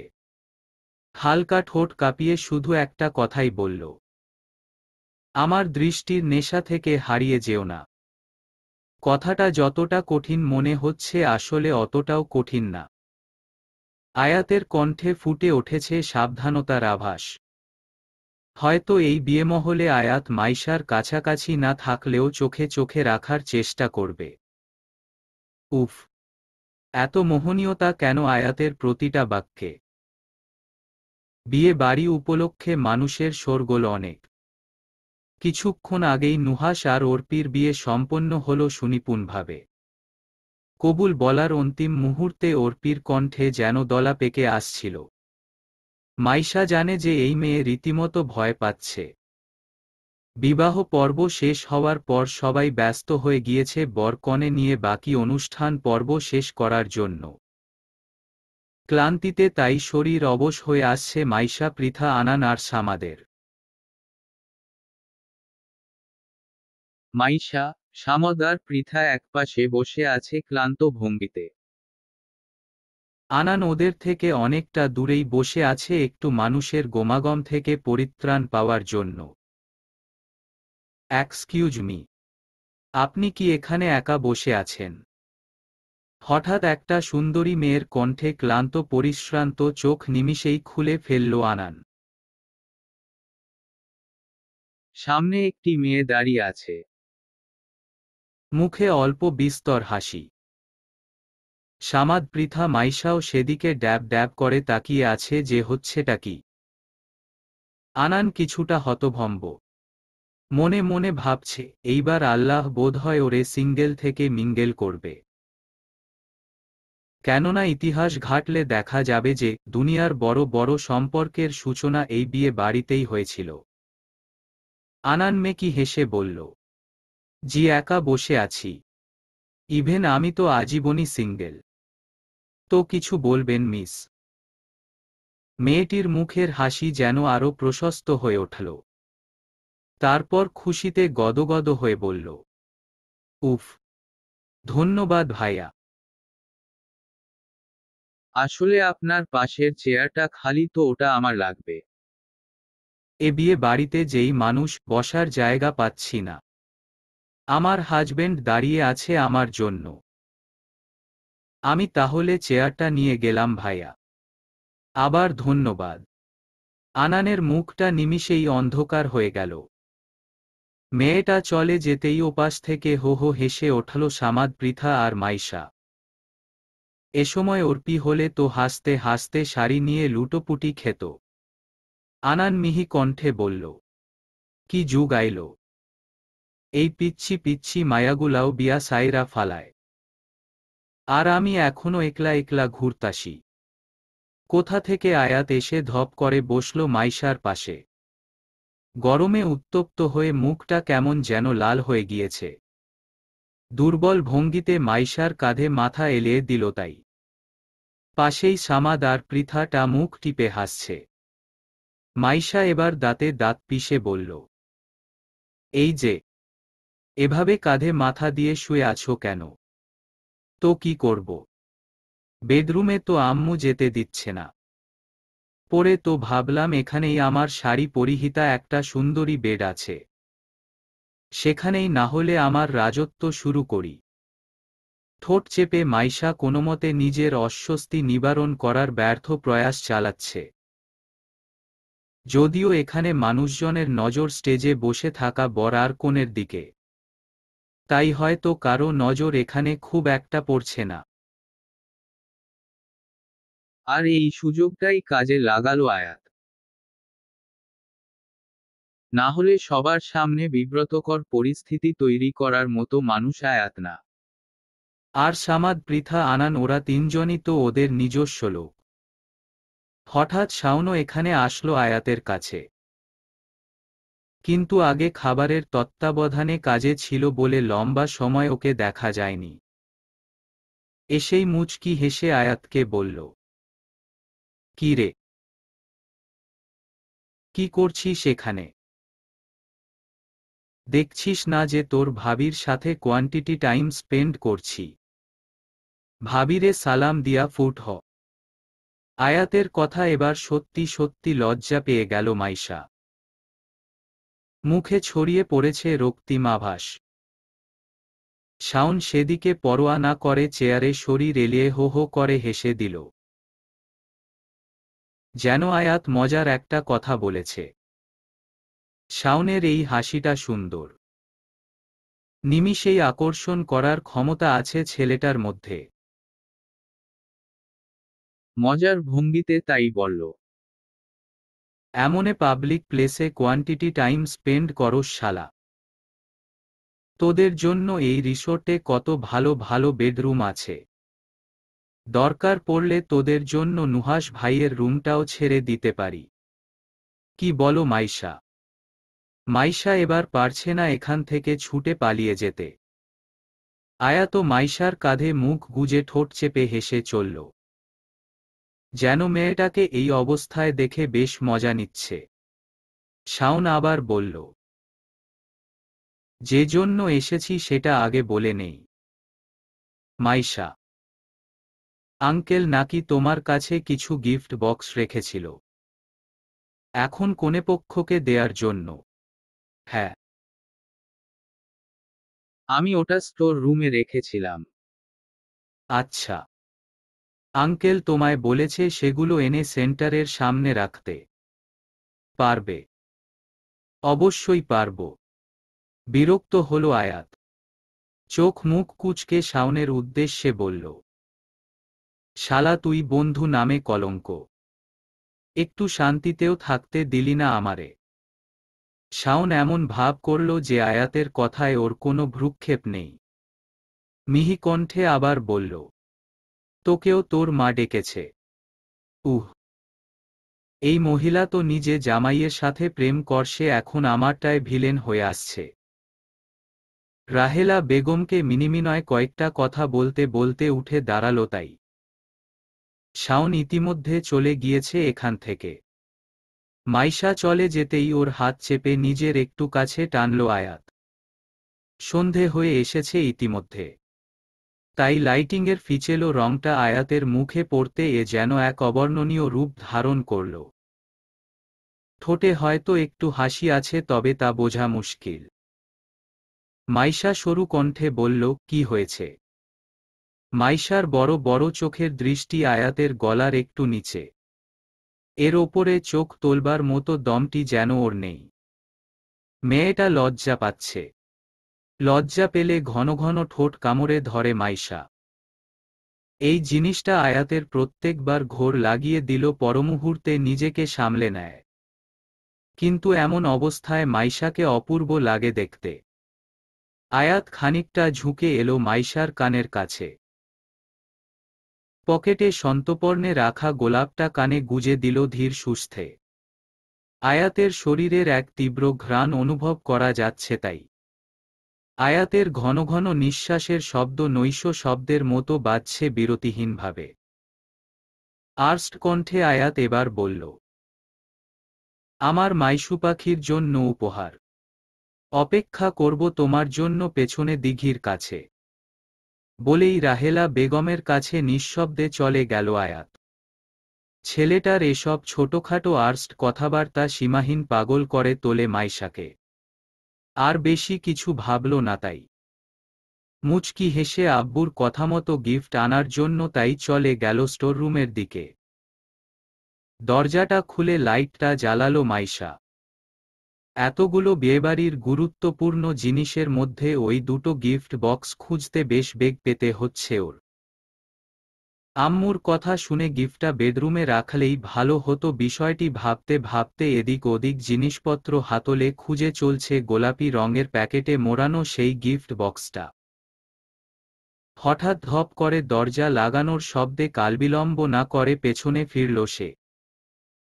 মাসুদকে দেখেই বুকের টিপটিপ শব্দটা ক্রমশ বেড়ে গিয়েছে মাইশার। নিঃশব্দে দরজার লক লাগিয়ে সে এগিয়ে আসছে উদ্ভ্রানতের মতো।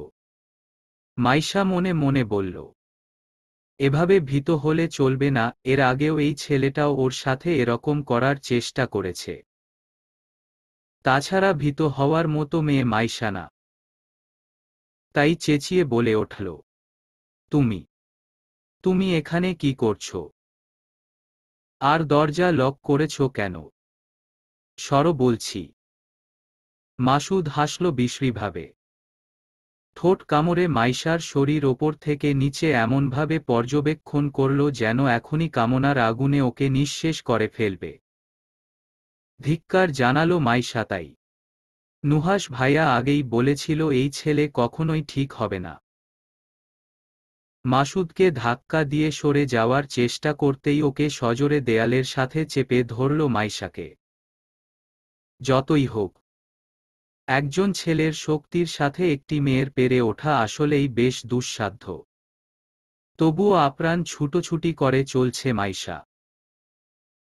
মাসুদের এক হাত মাইশার দু হাত খামচে ধরে আছে আর অন্য হাত দিয়ে ওর মুখ চেপে ধরে আছে। মাসুদের বলিষ্ঠ হাতের আক্রমণে চোখ দিয়ে অনবরত পানি পড়ছে মাইশার। মাসুদের তবুও ছাড়ার নামগন্ধ নেই। ওর হাতে সময় কম আর এই অল্প সময়ের মধ্যেই কাজ সারতে হবে। মাইশার চুল টেনে এবার বলল, সেদিন তোর ভাই তোকে ছুতে না ছুতেই অনেক গরম দেখিয়েছিল না? আজ তো তোরে কুকুরের মতো খুবলে খুবলে খাবো।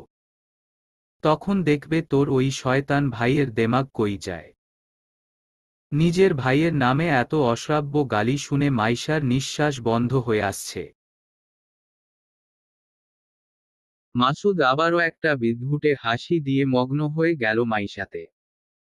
শরীরের বিভিন্ন আপত্তিকর স্থানে নিজের নোংরা হস্তের নোংরা ছোঁয়া ভরিয়ে দিয়ে অবিলম্বে মাইশা চাতক পাখির মতো ছুটোছুটি করে চলছে। তাই মাসুদ ওর কোমরের এক পাশ থেকে শাড়ি সরিয়ে খামচে ধরল হিংস্র পশুর মতো। নিজের ঠোঁট দিয়ে আগ্রাসী ভঙ্গিতে শরীরের সকল স্থানে পাগলের মতো শাসন করে চলল। মাইশাকে এত ছুটোছুটি করতে দেখে মেঝেতে ফেলে দিল সজোরে। ব্যথায় কুকিয়ে উঠেছে মেয়েটা। মাসুদের ওই নোংরা স্পর্শগুলো ও নিতে পারছে না। আজ তো ওর জন্য একটা বিশেষ দিন, ওর ভাইয়ের বিয়ে। সবাই কত আনন্দ করছে সেখানে। হুট করে আয়াতের কথাও মনে পড়ল ওর। আয়াত কি তবে দিঘির প্রান্তরে ওর জন্য অপেক্ষা করছে? অনুভব করতে পারছে মাইশার আগাম বিপদ সম্পর্কে। সেও কি তাহলে ধর্ষিতা উপাধি নিয়ে পৃথিবীর বুকে বাঁচবে? কিভাবে দাঁড়াবে তবে আয়াতের কাছে? হুট করে দরজায় কঠোর শব্দ শোনা যেতে থাকল ক্রমাগত। হ্যাঁ, কেউ দাঁড়িয়ে আছে বাইরে। গগনবিদীর্ণ কণ্ঠে ডাকছে বারবার, মাইশা। ভেতরে কোনো গণ্ডগোল অনুভব করতে পেরে সজোরে এক ধাক্কায় দরজাটি ভেঙে ফেলল আগন্তুক। মাসুদ বিশ্রী হেসে সরে দাঁড়িয়েছে। আগের বার সেই কামনা না মিটাতে পারলেও এখন যা মিটিয়েছে এতে মাইশাকে কলঙ্কিত করার জন্য যথেষ্ট। আনান আর পৃথা দাঁড়িয়ে আছে বাইরে। ভেতরের এই দৃশ্য দেখে যেন হতবাক না হয়ে পারল না। মাসুদ তাচ্ছিল্য স্বরে বলল, ও, তোমরাও আমাদের মতো এখানে মজা করতে আসছো নাকি? পরে মজা কইরো ভাই। আমরা দুইজন এখন কামলীলায় ব্যস্ত আছি। নিজেকে আর নিজের বোনের মতো কল্পনা করা পৃথাকে নিয়ে মাসুদের বিশ্রী কথাবার্তায় গায়ে আগুন ধরে গেল আনানের। মাইশার অবস্থা দেখে যা বোঝার বুঝে নিয়েছে। কোনো কথা না বলে মাসুদকে ধরে ইচ্ছে মতো মারতে লাগল আনান। চেঁচিয়ে বলে উঠল, কুত্তার বাচ্চা! শালা, তোরে আমি জবাই করমু। সাহস কি করে হইল তোর ওরে ছোঁয়ার? আনান এলোপাথারি মেরে চলছে মাসুদকে। নাক মুখ দিয়ে তাই মাসুদের ছিটকে রক্ত বের হয়ে যাচ্ছে, কিন্তু মাসুদের চোখে মুখে উদ্ভ্রান্তের হাসি। পৃথা জলদি শাড়ির আঁচল টেনে পেঁচিয়ে নিল মাইশাকে। মেয়েটায় গলায় হাতে কোমরে কামড় আর আঁচড়ের বিশ্রী দাগ বসে গিয়েছে। আনান পৃথা সময়মতো আসার কারণে মাসুদ মাইশার তেমন একটা ক্ষতি করতে পারেনি। দুর্বল ভঙ্গিতে পৃথার শরীরে নিজের শরীর ছেড়ে দিয়েছে মাইশা। এদিকে আনানের অবস্থা বেগতিক। মাইশাকে নিজের বন্ধু থেকে বেশি বোন মনে করেছে সে। আর নিজের চোখে এমন নির্মম পরিস্থিতির কথা স্মৃতিচারণ করলেই মারের গতি আরও বাড়িয়ে দেয় আনান। এবার ওকে না থামাতে পারলে সত্যিই পাগলটা উত্তম মধ্যম কিছু করে বসবে। আনান মাসুদের নাকে আরেকটা ঘুষি মেরে বলল, লজ্জা করে না নিজের চাচাতো বোনের বান্ধবীর সাথে এমন আচরণ করতে? নুহাশ ভাইয়ের থেকে প্রতিশোধ নেয়ার জন্য এমন কাজ করছস না তুই? খুব ভালো করছস। তোরে আজকে আমি মাইরা ফালমু হারামজাদা। পৃথা এবার চেঁচিয়ে বলে উঠল। আনান মাইশার জ্ঞান আসতেছে না। বিচলিত হয়ে মাসুদকে মেঝেতে ফেলে মাইশার কাছে আসলো তাই। ওর এমন দুরবস্থা দেখে চোখে পানি এসে পড়ছে আনানের। মাইশাকে কোলে তুলে নিয়ে বলল, জলদি ডাক্তার রে কল দে, আমি ওকে রুমে নিয়ে যাচ্ছি। আর আয়াত ভাইকেও কল দে। আয়াতের নামটা উচ্চারণের সময় আনানের মনে তোলপাড় শুরু হয়েছিল। বেচারা মাইশার এ অবস্থা মেনে নিতে পারবে তো? পিটপিট করে চোখ খুলতেই মাইশার চোখে মুখে আছড়ে পড়ল কারো উত্তপ্ত নিঃশ্বাস। ব্যথায় শরীরে টানাপোড়া শুরু হয়েছে মেয়েটার। জায়গায় জায়গায় অনুভব হচ্ছে নিবিড় কষ্ট। ধীরে ধীরে চোখ মেলল তাই। আয়াতের বিবর্ণ মুখখানা দেখা যাচ্ছে একটু কাছে। কি শান্ত আর গহীন তার চোখের দৃষ্টি। হঠাৎ মাসুদের সেই হিংস্র আচরণগুলোর কথা মনে পড়তেই সম্ভিত জ্ঞান ফিরে পেল মাইশা। সাথে সাথেই উঠে বসে দেখতে থাকে আশেপাশে মাসুদ রয়েছে কিনা। কিন্তু এখানে মাসুদ ছাড়া সবাই আছে। মাইশার বাবা মা, নুহাশ, অর্পি, আনান, সামাদ, পৃথা, এমনকি শাওনও। বাইরেও আরও কিছু মানুষের উপস্থিতি বোঝা যাচ্ছে। মাইশা এখনও একটা ট্রমাতে। একটি মেয়ের জন্য সম্মানহানি বিষয়টা যে ঠিক কতটা অপ্রীতিকর সেই জিনিসটা সেই মেয়ে ছাড়া আর কেউ কল্পনা করতে পারবে না। শারমিন বেগম ক্ষণে ক্ষণে হু হু করে কেঁদে উঠছেন। মাসুদের ব্যাপারে উনি জানতেন, কিন্তু বিয়েতে এতটাই চাপ ছিল যে মেয়েটার দিকে এতটা মনোযোগ দিতে পারেননি কেউ। তাছাড়া ওই ছেলেটা যে স্টোররুমের অল্প সময়ের মধ্যে এত বড় একটা দুর্ঘটনা রটিয়ে দিবে তা জানলে বিন্দুমাত্র মাইশাকে সেখানে পাঠাতেন না তিনি। আনান খাটের এক কোণে বসে আছে বিধ্বস্ত ভঙ্গিতে। মাইশার এত নিস্তব্ধতা দেখে ছেলেটার প্রাণ শুকিয়ে যাচ্ছে। তবুও কারো মনে যেন সাহস নেই যে মেয়েটাকে কি বলে সান্ত্বনা দেবে। মাসুদ কোথায়? মাইশার শীতল কণ্ঠ। ছেলেটার কথা মনে করতেই আয়াতের চোয়াল যেন আরও শক্ত হয়ে উঠল। কিছু বলতে যাবে তখনই নুহাশ চেঁচিয়ে বলে উঠল, ওই জানোয়ারের বাচ্চাটাকে মেরে বাইরে ফেলে রেখেছি। এক ফুটাও নড়াচড়া করতে পারবে না ওই হারামজাদাটা। পুলিশ আসুক, এরপরই ওর ব্যবস্থা হবে। আমায় ওর কাছে নিয়ে চলো। মাইশার এরূপ কথায় হকচকিয়ে গেল সবাই। আয়াত অদ্ভুত চোখে ওর দিকে তাকিয়ে আছে। আয়াত ওর হাত আগলে কিছু একটা বলতে যাবে, মাইশা তখনই হাত সরিয়ে বলল, খবরদার আমায় কেউ ছোবে না। আয়াত হাত সরিয়ে ফেলল নিজের। মেয়েটা এখনো ওই পরিস্থিতিতেই আছে। মাইশা কোনোমতে উঠে সবার সাথে তাই বাইরে প্রাঙ্গণের দিকে গেল। রুমের তুলনায় বাইরে মানুষের পরিমাণ আরও দ্বিগুণ। যেন এখানে কোনো স্টার প্লাসের সিরিয়াল চলছে ঠিক এমনভাবে তাকিয়ে আছে মাইশার দিকে। একপাশে দেয়াল ঘেঁষে স্তব্ধ হয়ে বসা মাসুদ। রক্তের স্রোতে ছেলেটার মুখের আকার পাল্টে গিয়েছে। এর এমন অবস্থা যে কে করতে পারবে এটা ভালোমতই জানে মাইশা। মাসুদের পাশেই ওর মা ওরফে অর্পির চাচি বসে আছে মাথায় হাত দিয়ে। মাইশাকে দেখামাত্র একটা ক্রোধের ভাব ফুটে উঠল উনার মুখে। প্রাঙ্গণে মিজান সাহেব, আরিয়া আর রাহেলা বেগমও অনিমেষ পানে তাকিয়ে আছে মাইশার দিকে। মাসুদের মা ক্ষোভ সুরে বলল, আসছে এই ঢঙ্গি মায়া। আমার ছেলেরে মায়ের খাওয়াইয়া শান্তি হয়নি তোমার। মাইশা নিশ্চুপ। ওপাশ থেকে অর্পির বোন অরি বলে উঠল, ভুলে যাবেন না চাচি যে মাসুদ ভাই কি করছিল আপুর সাথে। এতক্ষণের পুষে থাকা রাগটা যেন আরও চারা দিয়ে উঠল অরির কথায়।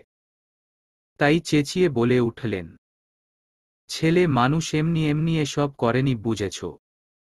এই মেয়ের চরিত্রে সমস্যা আছে।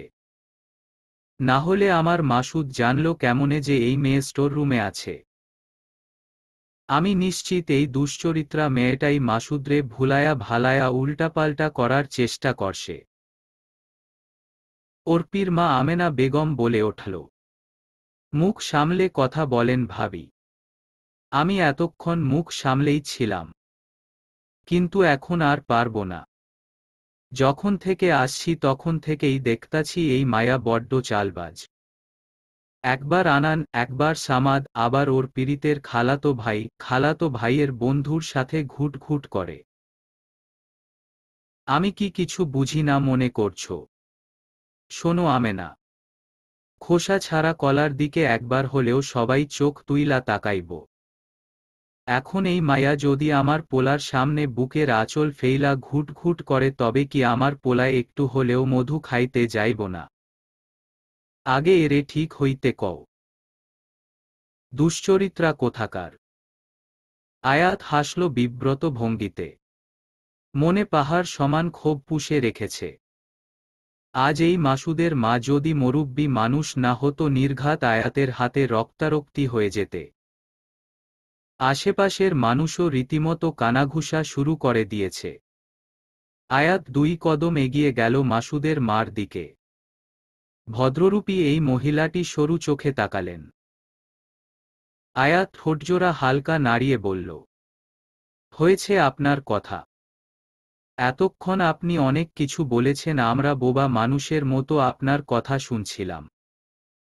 বাট আর না। ফার্দার আমি যদি আমার হবু বউয়ের ক্যারেক্টার নিয়ে আপনার কাছে আর একটা কথাও শুনি, আমি তবে ভুলে যাব আপনি নুহাশ ভাইয়ের চাচি শাশুড়ি। Got it?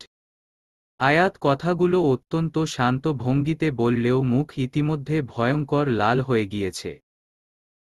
ওই ছেলেটাকে একটু মারতে পারলে শান্তি হতো, কিন্তু আনান আর নুহাশ এরে মেরে যা অবস্থা করেছে, আর একটু মারলে যে বাঁচার নিশ্চয়তা শতভাগ অনিশ্চিত হয়ে যাবে এটা ভেবে আয়াতকে থামিয়ে দিলেন মিজান সাহেব। রহমান সাহেবের ব্লাড প্রেশার একেবারে হাই হয়ে গিয়েছে। তরতর করে কপাল থেকে তাই বেয়ে পড়ছে ঘাম।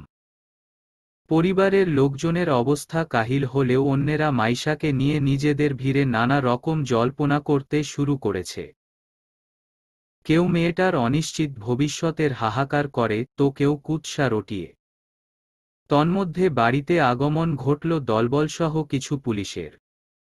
তাদের সাথে আরও 2 জন মহিলা পুলিশও আছে। এখানে কি হয়েছে এটা সম্পর্কে আগেই ধারণা আছে উনাদের। পুলিশের একজন বলে উঠল, মাসুদ শিকদারকে গ্রেফতার করার জন্য আমাদের ওয়ারেন্ট প্রদান করা হয়েছে ওপর মহল থেকে। কোথায় সে? সামাদ সসম্মানে উনাকে মাসুদের কাছে নিয়ে গেল। পুলিশেরা সবাই মাসুদের এ অবস্থা দেখে ভ্রুকুঁচকে তাকিয়ে রইলেন। যদিও একজন রেপিস্ট হাতে নাতে ধরা পড়লে যে তার এমন ভয়াবহ অবস্থাই হয় এ সম্পর্কে উনাদের সবার ভালো ধারণা আছে। পুলিশ তাদের লোকদের দিয়ে সুন্দরভাবে হাতে হ্যান্ডকার্ফ পরাতে বললে এগিয়ে আসলেন মাসুদের বাবা। উনি জানেন যে মাসুদ হয়তো অন্যায় করেছে, কিন্তু কোনো বাবাই চাইবে না তার ছেলে জেল খাটুক। পুলিশকে তিনি বললেন, একটু থামুন স্যার। আপনার আগে ভিকটিমের সাথে কথা বলা উচিত। আমাদের ভাষ্যমতে হি ইজ নট রেপিস্ট। ভেতরে ভেতরে কিছু একটা গণ্ডগোল হয়েছে। নুহাশ এবার দাঁতে দাঁত চেপে বলল, ওই ভদ্রমুখোশধারী লোক আপনাকে বিভ্রান্ত করার চেষ্টা করছে স্যার। আমার জানামতে অ্যাটেম্প টু রেপ এর কারণেও আসামিকে গ্রেফতার করা যায়। এদের দুজনের দুই কথায় পুলিশ লোকটি এবার বিরক্ত হলেন। তাই ক্ষেপে গিয়ে তিনি বললেন, সে হিসেবে চাইলে আপনাকেও গ্রেফতার করা যায় মিস্টার নুহাশ। আইন ভঙ্গ করে তা নিজের হাতে নেওয়ার ক্ষমতাও তো আপনার নেই। দমে গেল নুহাশ। পুলিশ সরু চোখে এবার সবাইকে পর্যবেক্ষণ করলেন কিছুক্ষণ। তারপর বলে ওঠলেন, ভিকটিম কোথায়? তাকেও আমাদের সাথে থানায় যেতে হবে। তদন্তের জন্য আমাদের তার রিপোর্ট প্রয়োজন। আপনার কি মনে হয় স্যার, একটি মেয়ে অ্যাটেম্প টু রেপের মতো জঘন্য পরিস্থিতিতে পড়ে কোনো কথা বলার মতো অবস্থায় থাকবে? আয়াতের কড়া কণ্ঠ। ভদ্রলোক বিব্রত ভঙ্গিতে হাসলেন। তারপর পাশের মহিলা পুলিশটি বললেন, দেখুন, ভিকটিমের বয়ান ছাড়া কিছুতেই আমরা আসামিকে গ্রেফতার করতে পারব না। এতক্ষণ পরে মুখ খুলল মাইশা। কাপা কাপা গলায় বলল, এখানেই রিপোর্ট নেওয়া যায় না। মহিলা পুলিশটি এবার বললেন, আপনিই কি ভিকটিম? হ্যাঁ। এই উত্তরটি দেয়ার সময় মাইশার যেন নিঃশ্বাস বন্ধ হয়ে আসছিল। পুলিশ ভদ্রলোকটি এবার বললেন, ঠিক আছে, উনার এখানেই বয়ান নেয়া হবে। কেউ একজন একটি খালি রুমের ব্যবস্থা করুন প্লিজ। ভিকটিমের এ দৃশ্য যারা দেখেছেন তারাও আমাদের সাথে থাকবেন। কথামতো তাইই হল। মাইশা, আনান, পৃথা আর পুলিশের সেই চারজন লোক সবাই বসে আছে একটি খালি রুমে। আর কাউকেই ভেতরে আসার অনুমতি দেয়া হয়নি। পুলিশ ভদ্রলোকের ইশারা মতো মহিলা পুলিশ এবার বললেন, আমি এবার যা যা প্রশ্ন করব সবকিছুর সঠিক উত্তর দিতে হবে। ঠিক আছে। জি। আসামি ঠিক কখন আপনার সাথে এমন করে? বাবার কথামতো স্টোর রুম থেকে আমি গিফট আনতে গিয়েছিলাম। তখন আমার বড় ভাইয়ের বিয়ের কাজ শেষ হয়েছে কিছুক্ষণ হবে। আর স্টোর রুম ভেন্যু থেকেও খুব একটা দূরে না। 2 সেকেন্ডের কাজের জন্য গিয়ে যে এত বড় কিছু একটা হয়ে যাবে তা মূলত আমি ভাবতেই পারিনি। আপনার দুই বন্ধু কখন গিয়েছে ওখানে? আপনার ভাষ্যমতে তো সবাই বিয়ের কাজে মশগুল ছিল। তাহলে ওরা আসলো কিভাবে? পুলিশের এরূপ উদ্ভট প্রশ্নে বিরক্ত হওয়াটাই স্বাভাবিক। কিন্তু দেখা গেল পুলিশ নিজের জায়গাতে ঠিকই আছেন। সন্দেহ আর সন্দেহই তাদের মূল কর্ম। মাইশা মৃদু গলায় বলল, ওই যে বললাম, স্টোররুমটা বিয়ের ভেন্যু থেকে বেশি একটা দূরে না। তাই আমার আসতে এত দেরি হচ্ছে দেখেই ওরা ওখানে গিয়েছিল। আচ্ছা, আসামি কেন এই অল্প মুহূর্তের মধ্যেই আপনার সাথে জোরপূর্বক ফিজিক্যালি ইনভলভ হতে চাইবে? আমাদের রিপোর্ট অনুযায়ী তিনি সম্ভবত আপনার চরিত্রে দাগ লাগাতে চেয়েছিলেন। বিষয়টি এমন কেন? এমন তো নয় যে আপনার সাথে উনার রিলেশন ছিল। সহ্যের সীমা অতিক্রম হয়ে যাচ্ছে আনানের। তাই নীরবতা কাটিয়ে বলল, দেখুন ম্যাডাম, এরকম প্রশ্ন আপনি করতে পারবেন না। আপনি চুপ থাকলেই ভালো হবে মিস্টার। আমাদেরকে আমাদের কাজ করতে দিন। আনান এবার চুপ হয়ে গেল। পুলিশ মহিলাটি এবার তীক্ষ্ণ চোখে মাইশার গলার দিকে তাকালেন। মাইশা ওড়না দিয়ে নিজেকে আড়াল করে রাখা সত্ত্বেও অল্প বিস্তর সেই দাগগুলি স্পষ্ট দেখা যাচ্ছে। মহিলাটি পুনরায় বললেন, লাস্ট প্রশ্ন করব। আপনার অবস্থা দেখে যতটুকু বোঝা যায় আসামি তার কাজে অনেকটুকুই সফল হয়েছে। তবুও সেই ইনসিডেন্ট এর পরিপ্রেক্ষিতে আপনার কি ইন্টারনাল ব্লিডিং হয়েছে? লজ্জায় বিব্রত হয়ে টুপ করে এক ফোঁটা জল গড়িয়ে পড়ল মাইশার। আনান, পৃথাও পেছনে মাথা নত করে দাঁড়িয়ে আছে। মাইশার এই কথাটি শোনার আগে বোধহয় মরে যাওয়াও ভালো ছিল। ঠোঁট চেপে তবুও কান্না আটকিয়ে বলল, না। এর বেশি আর কিছু বলতে পারল না মাইশা। পুলিশের লোকজন ধন্যবাদ জানিয়ে মাসুদকে গ্রেফতার করে চলে গেল নিজ ক্ষেত্রে। পিছু পিছু মাসুদের বাবা মাও গিয়েছে। এখন পুরো বিয়ে মহল শান্ত। এই তো ২-২.৫ ঘন্টা আগে যেখানে আনন্দ মজলিসে গমগম করছিল সেখানে এখন আগের ন্যায় অনেক মানুষ থাকলেও ধ্বংসস্তূপ ছাড়া কিছুই মনে হল না। মাইশা বিধ্বস্ত অবস্থায় বসে আছে প্রাঙ্গণে। সবার মধ্যে রীতিমতো কানাঘুষা চলছে এ ব্যাপারে যে ৭-৮ মাস পর হয়তো এভাবেই ওর বিয়েটাও হতো। কিন্তু এই মেয়েটা কলঙ্কিত হওয়ার পর আদৌ কি এমন কিছু হবে? দোষ তো আর মাইশার ছিল না। তবে কেন ওই নরপশু মাসুদের কর্মফল সে ভোগ করবে? মিজান সাহেব হাঁটু গেড়ে বসে পড়লেন মাইশার পাশে। চশমার ভেতর দিয়ে উনার আর্দ্র চোখযুগল স্পষ্ট দেখা যাচ্ছে। মাইশা এবার শীতল ভঙ্গিতে বলল, খালু তুমিও কি অন্য ৪-৫ জনের মতো আমায় দুশ্চরিত্রা উপাধি দিবে? মেয়েটাকে এভাবে দেখে বুকটা হু হু করে উঠেছে মিজান সাহেবের। যত জঘন্য পরিস্থিতিই হোক না কেন এই মেয়েটাকে প্রচণ্ড বিশ্বাস করেন তিনি। আদরের সহিত তিনি এবার বললেন, না রে মা, না। মাইশা এবার ঝপ করে মিজান সাহেবের বুকে মাথা এলে পাগলের মতো কাঁদতে থাকল। মিজান সাহেব এবার যেন পাথর হয়ে গিয়েছেন। এই মেয়েটাকে সান্ত্বনা দেয়ার পরিভাষা আর নেই। মাইশা কাঁদতে কাঁদতে এবার বলল, ওই জানোয়ারটা আমার সব স্বপ্ন চুরমার করে দিল খালুজান।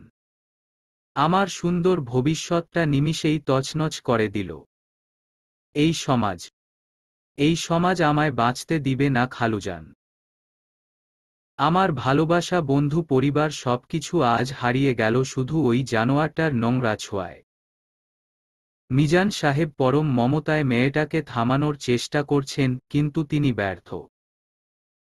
এর মধ্যে একজন বৃদ্ধ মহিলা বলল, ওই পোলায় কাম খারাপ করলেও এই মায়া যে নির্দোষ অমন কিন্তু না। তালি কি আর এক হাতে বাজে? এখন এই মায়ারে কে বিয়া করব আল্লাহ মালুম। আরেকজন বলে উঠল, এমন মায়ারে কেউ বিয়া করে না আম্মা। বাপ ভাইয়ের ক্ষমতা আছে, সেই ঘরে বৈশা বৈশাই খাইব। এমন হাজারো কথা শোনা যাচ্ছে আশপাশ থেকে। মিজান সাহেব এবার চেঁচিয়ে বললেন, এখন এসব কথা না বললে হয় না। আয়াতের চাচি এবার বলল, কথা তো আর খারাপ বলে নাই কেউ। আপনি যে এত আদর দেখাচ্ছেন, আপনি কি এখনো চাইবেন এই মেয়ের সাথে আপনার ছেলের বিয়ে দিতে? হঠাৎ থেমে গেল সব পরিস্থিতি। আয়াত এতক্ষণ একটা কথাও বলেনি। কেননা নুহাশ ভাই করায় গণ্ডায় বলে দিয়েছে আয়াত যেন আর একটা কথাও না বলে। এখানে আয়াতের কথা বলাতে পরিবেশ আরও বিগড়ে যেতে পারে। তাই নুহাশ আগেই নিজের পূর্ব বিচক্ষণতার সাহায্যে আয়াতকে চুপ থাকতে বলল। মিজান সাহেব গম্ভীর হয়ে বসে আছেন। মুখ দিয়ে একটা কথাও বের হচ্ছে না, বোঝাই যাচ্ছে খুব গভীর কিছু ভাবতে মগ্ন তিনি। সবাই ভেবে নিল যে মিজান সাহেব হয়তো সুযোগমতো আয়াত আর মাইশার বিয়ে ভেঙ্গে দিবে। আয়াত তখনও উদাসীনভাবে ওর বাবার দিকে তাকিয়ে থাকল। নীরবতায় কিছু সময় কাটালেন মিজান সাহেব। ঠোঁট নাড়িয়ে বলে উঠলেন, হ্যাঁ আমি দেব আমার ছেলের সাথে মাইশার বিয়ে। আমার ছেলে ওকে আগলে রাখবে। ওর নিমিষে চুরমার হয়ে যাওয়া জীবনটা আবার স্বাভাবিক করে দেবে। আয়াত আর মাইশার বিয়ে হবে। আজই হবে। আর এখানেই হবে। বিস্ময়ের একেবার চরম ধাপে চড়ে গেল সবাই। সবাই এমনভাবে মিজান সাহেবের দিকে তাকিয়ে আছে যেন এই বিষয়টাকে টিভির পাতায় ব্রেকিং নিউজ করা যাবে। আয়াতের চাচি গাটা মেরে বলল, ভাই ভেবে চিনতে বলছেন তো? ১০০ বার ভেবে চিনতে বলেছি। মাইশা আর আয়াতকে প্রস্তুত থাকতে বলো। আজই ওদের বিয়ে হবে। আমার এই ফুলের মেয়েটাকে নিয়ে আর কোনো কথা আমি শুনতে পারবো না। মিজান সাহেবের কথায় রাহেলা আর রহমান সাহেবের মুখে ফুটে উঠেছে কৃতজ্ঞতার হাসি। মাইশাও নীরবে নিজের খালুজানের দিকে তাকিয়ে আছে। আর পরপর জীবনের বড় দুইটা ধাক্কা খেল। এত কিছু সামলাতে পারবে তো? সন্ধে নেমে রাত হয়েছে 5 কি 6 ঘন্টা হবে। আর এই সময়ের ব্যবধানেই ওলটপালট হয়ে গিয়েছে সবকিছু। হ্যাঁ, 3 কবুলের মাধ্যমেই বিয়ে সম্পন্ন হয়েছে আয়াত আর মাইশার। যেই বিয়েটা হয়তো আরও 7-8 মাস পর ধুমধাম করে করা যেত, তা পরিস্থিতির দায়ে পড়ে সম্পন্ন হলো আজকে। পুরো বাড়িতেই তুখর নীরবতা। কারো মধ্যে কোনো কথা নেই। এই পুরোটা সময় মাইশা পাথর হয়ে বসেছিল। পরে আনান আর পৃথার জোরাজুরিতে মাইশাকে নিয়ে যাওয়া হয় ওর নিজের ঘরে। মেহমানরাও সবাই নিরুদ্দেশ হয়ে গিয়েছে। প্রাঙ্গণে গম্ভীর ন্যায় বসে আছে শুধু পরিবারের লোকজন। নীরবতা কাটিয়ে আরিয়া মিজান সাহেবকে বলল, বাবা, ওদের বিয়েটা আজ না হলে হতো না। না হতো না। অল্প সময়ে মাইশা একটা কঠিন বাস্তবতার মুখোমুখি হয়ে পড়েছে। বড্ড নাজুক ধরনের মেয়েও। সেই দুর্ঘটনার পর ওর মনে ভয় ঢুকে গিয়েছিল যে আয়াত হয়তো ওকে ছেড়ে চলে যাবে। তারপর আরও ভেঙে পড়বে মেয়েটা। তুমি কি চাও এই সময়ের গতি ওকে তিলে তিলে শেষ করে ফেলুক? মিয়ান সাহেবের উত্তর যুক্তিসঙ্গত। তাই কেউ আর কোনো কথা বলল না। এখন এই সময়ে কেবলমাত্র আয়াতই পারবে ওকে সামলিয়ে তুলতে। শাওয়ারের নিচে স্তব্ধ হয়ে বসে আছে মাইশা। পরনে জামাটি ভিজে গায়ের সাথে আটসাট হয়ে আছে। তবুও সেদিকে মাইশার ধ্যান নেই। বারবার আজকের সেই বীভৎস মুহূর্তগুলোর কথা বাতাসের ন্যায় চোখের সামনে প্রতিফলিত হতে থাকল। পানির স্পর্শে মাসুদের সেই হিংস্র আছড়ের ব্যথায় টনটন করছে শরীর। মাইশা তো কত কল্পনা করেছিল ওর এই শরীরে বিয়ের পর শুধুমাত্র আয়াতের স্পর্শগুলো থাকবে। তবে মাসুদ কেন সেই জিনিসটুকু কেড়ে নিল ওর থেকে? আয়াত কি ওকে তাহলে মেনে নিবে? চিৎকার করতে ইচ্ছে হচ্ছে ওর। আর নিজেকে সামলে রাখতে পারল না মেয়েটা। নিজের শরীরের সেই নোংরা স্পর্শগুলো দূর করার জন্য কাঁদতে কাঁদতে পাগলের মতো ঘষা শুরু করেছে। আয়াত রুমে এসেই দেখল ঘরটিতে পুরো অন্ধকার। বাথরুমের দরজাটি হালকা ভিড়ানো আর শাওয়ারের শব্দে বুঝতে বাকি রইল না যে কি হতে পারে। দ্রুত পায়ে সেখানে এগিয়ে গেল আয়াত। ভেতরের সেই করুণ দৃশ্য দেখে আয়াত ভেতরে গিয়ে হতভম্বের মতো হাঁটু ভেঙে বসে পড়ল সেখানে। শাওয়ারের পানিতে আয়াতও ভিজছে আংশিকভাবে। মাইশা পাগলের মতো শরীরে ঘষামাজা করে চলছে। কাঁপছে ও অল্প বিস্তর। আয়াত ঠোঁটজোড়া হালকা নাড়িয়ে বলে উঠল, শান্ত হও মাইশু। আয়াতের সম্মোহনী কণ্ঠে করুণ চোখে সেদিকে তাকালো মাইশা। শাওয়ারের ঝপঝপ পানিতে চোখ মেলে আয়াতের লোভনীয় মুখটার দিকে সে তাকাতে পাচ্ছে না। আদৌ কি এখন সে আয়াতের যোগ্য? এই সমাজ যে ওকে কলঙ্কিত করে ফেলেছে। মাইশা শীতল কণ্ঠে বলল, কেন এসেছো এখানে? আমি তো দুশ্চরিত্রা। আমি রেপের মতো ভয়াবহ পরিস্থিতির শিকার হয়েছি। কেন বিয়ে করলে এই কলঙ্কিত মেয়েকে? এভাবে বলো না। কেঁদে দিল মাইশা।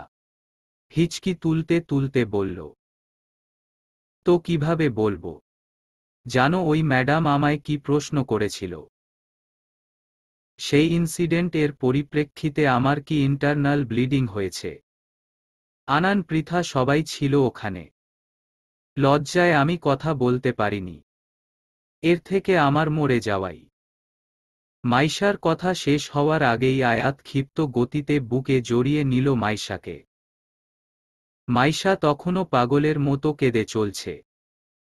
কিন্তু আয়াতের হঠাৎ এভাবে ঝাঁপিয়ে পড়াতে কান্নার গতিটা হালকা কমিয়ে দিল। অস্থির লাগছে ছেলেটাকে। আয়াত নিজের বলিষ্ঠ হাত মাইশার চুলে মৃদুভাবে আগলে রাখল। তাই উষ্ণ নিঃশ্বাস অবিরামভাবে আছড়ে পড়ল মাইশার গলা আর ঘাড় সংলগ্ন স্থানে। আয়াত ঠোঁট কাঁপিয়ে মৃদুভাবে বলল, তুমি যেমন তোমাকে আমি তেমনভাবেই ভালোবাসি মাইশু। এই হাত না ছাড়ার কথা যখন দিয়েছি, তবে মৃত্যুর আগ পর্যন্ত এই হাত ছাড়ব না। আমি এক নারীতেই আসক্ত হতে চাই। মনে প্রাণে বলতে চাই, যত কঠিন পরিস্থিতিই হোক না কেন। এই মাইশু পাখিটা শুধুমাত্র আরহাম আয়াতের। আয়াতের আর্স্ট কণ্ঠে এক অন্য জগতে চলে যাচ্ছে মাইশা।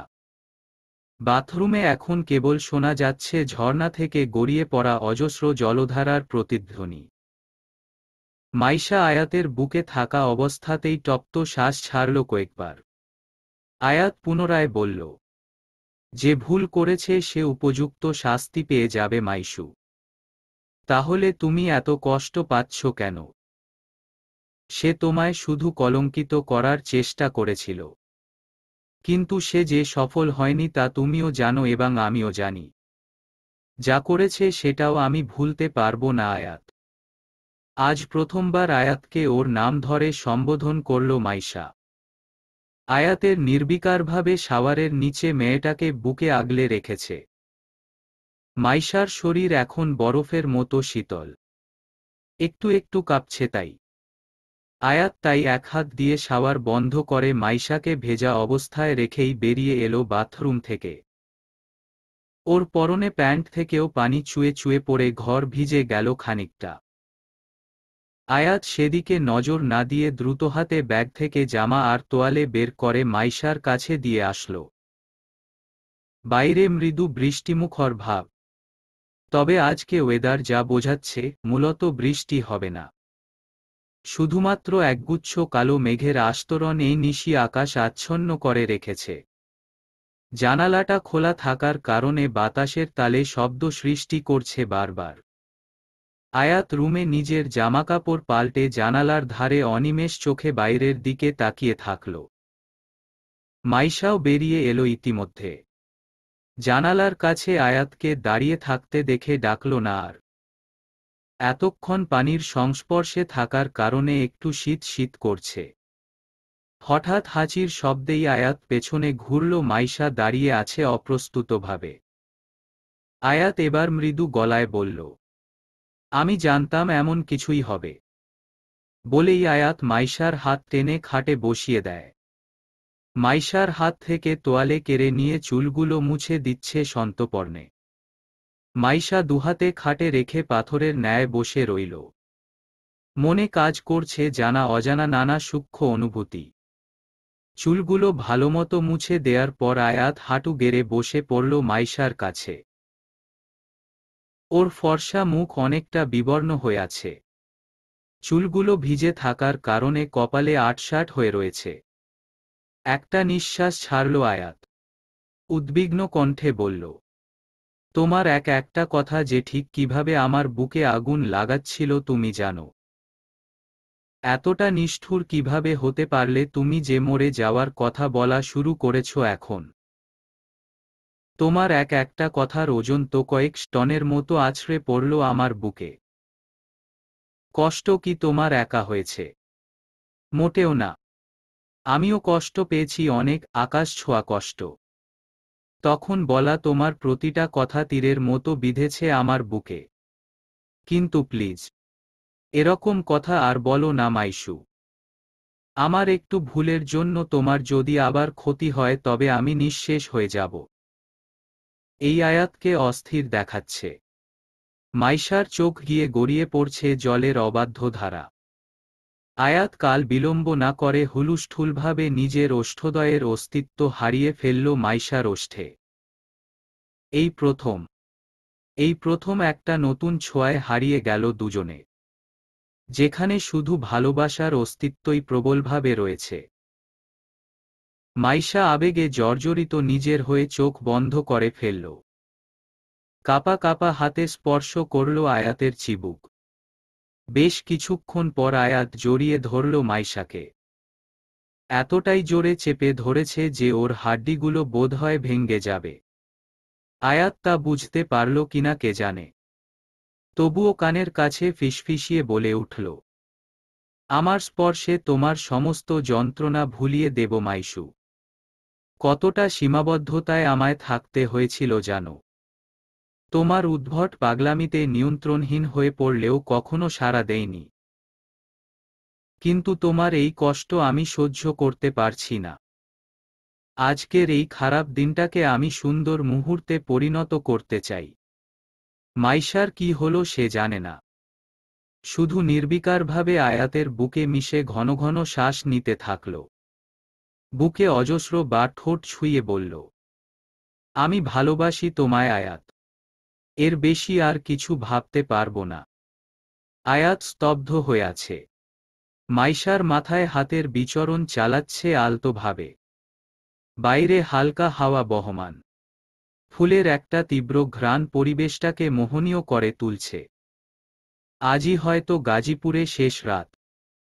মাইশার সাথে এই রাতের প্রহরটা আকস্মিক হলেও আয়াত মুগ্ধতার সাথে তা সামলে নিল।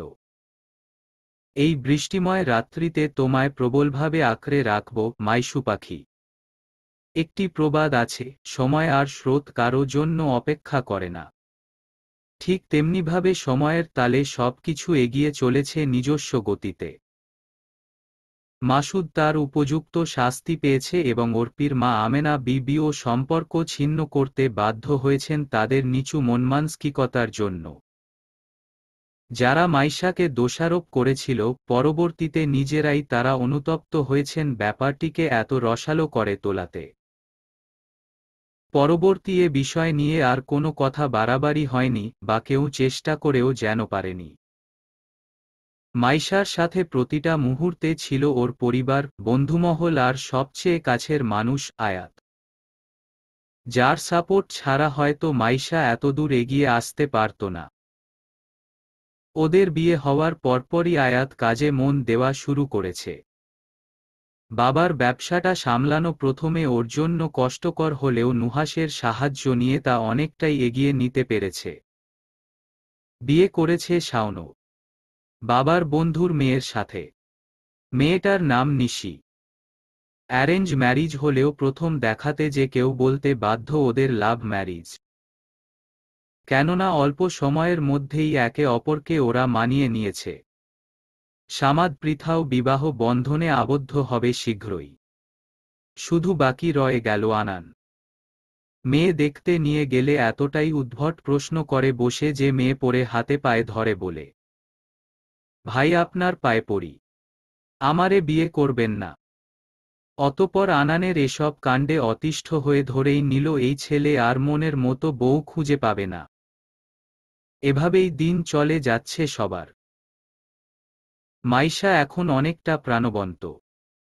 সবার সাথে হাসিমুখে কথা বলে, আয়াত অফিস থেকে এলে ওর সবকিছু গোছগাছ করে রাখে। এক কথায় আগের তুলনায় বন্ধন যেন আরও গভীর হয়েছে।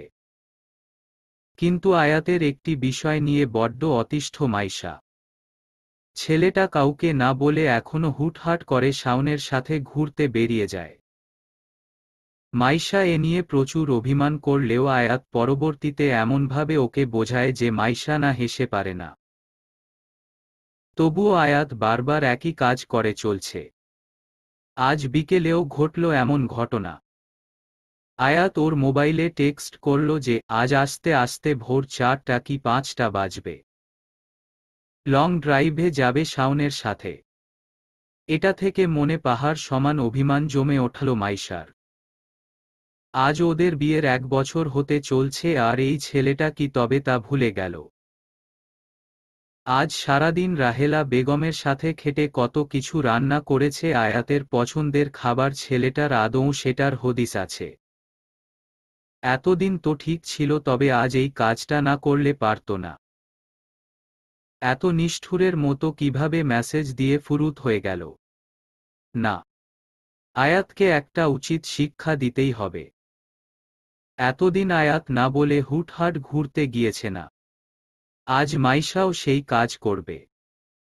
কথামতো তাই কল দিল আনানকে। ট্রেনের ঝকঝক শব্দে আলোড়ন সৃষ্টি হচ্ছে চারিপাশে। রাতের আধারে বাহিরে দেখা যাচ্ছে মস্ত বড় একটা চাঁদ। কি ফুরফুরে এখানকার হাওয়া, যেন সেই স্পর্শে মানুষ অন্যত্র হারিয়ে যাবে। ট্রেনের বগিতে ক্লান্ত ভাবে বসে আছে অর্পি, আনান আর মাইশা। অর্পির ঘুমু ঘুমু শরীর এলে পড়েছে মাইশার কাঁধে। আর আনান মনে মনে দরুদ পড়তে ব্যস্ত। অর্পি তা দেখে বলল, কি রে আনাইন না? এমনে দরুদ পড়ছস যে? তুই তো ট্রেনে ভয় পাওয়ার মতো মানুষ না। আমি তো আছি আমার চিন্তায়। একে তো নুহাস ভাই আমারে বলল তোদের দুটারে পৃথার বাসায় নিয়ে যেতে। শেষে কি ওয়ার্নিং দিল, ব্যাডার পরাণের বউ আর বইনের যদি কিছু হয় আমারেও তবে কিছু করে ফেলবে। এদিকে এই মায়াটায় আয়াত ভাইরে না বইলা আইছে। যদি আয়াত ভাই ওদিকে জানে আমি তার বউরে নিয়া ভাগছি, আমার তো তবে গর্দান কাটা যাব। ওগুলা কি তোরা বুঝবি? পরশি তো আমি মাইনার চিপায়। মিটমিটিয়ে হাসল দুজনে। আনানের এরকম অবস্থায় যেন ওরা না হেসে পারছে না। ট্রেন ঢাকা ছেড়ে অনেক দূরে এগিয়ে এসেছে। আর ২-৩ ঘণ্টা পেরুলেই তা পঞ্চগড় স্টেশনে গিয়ে থামবে। তাছাড়া বাংলাদেশের উত্তর প্রান্তে পঞ্চগড় হওয়ার এখানে ঠান্ডার প্রকোপ অনেকটাই বেশি। তাই যতই উত্তরে এগোচ্ছে তারা, ততই শীতল অনুভূতি হচ্ছে। আচ্ছা, আয়াত যদি জানে যে সে বাসায় নাই, তাহলে আয়াতের রিয়াকশন কেমন হবে? ছেলেটা কি আদৌ বুঝতে পারবে ওর রাগের কারণ? শীতের কারণে চোখে ঘুম ভর করেছে মাইশার। এখন ঘুমোলে মন্দ হয় না। রাত্রির শেষ প্রহর কেটে ঘনিয়ে এলো ভোর।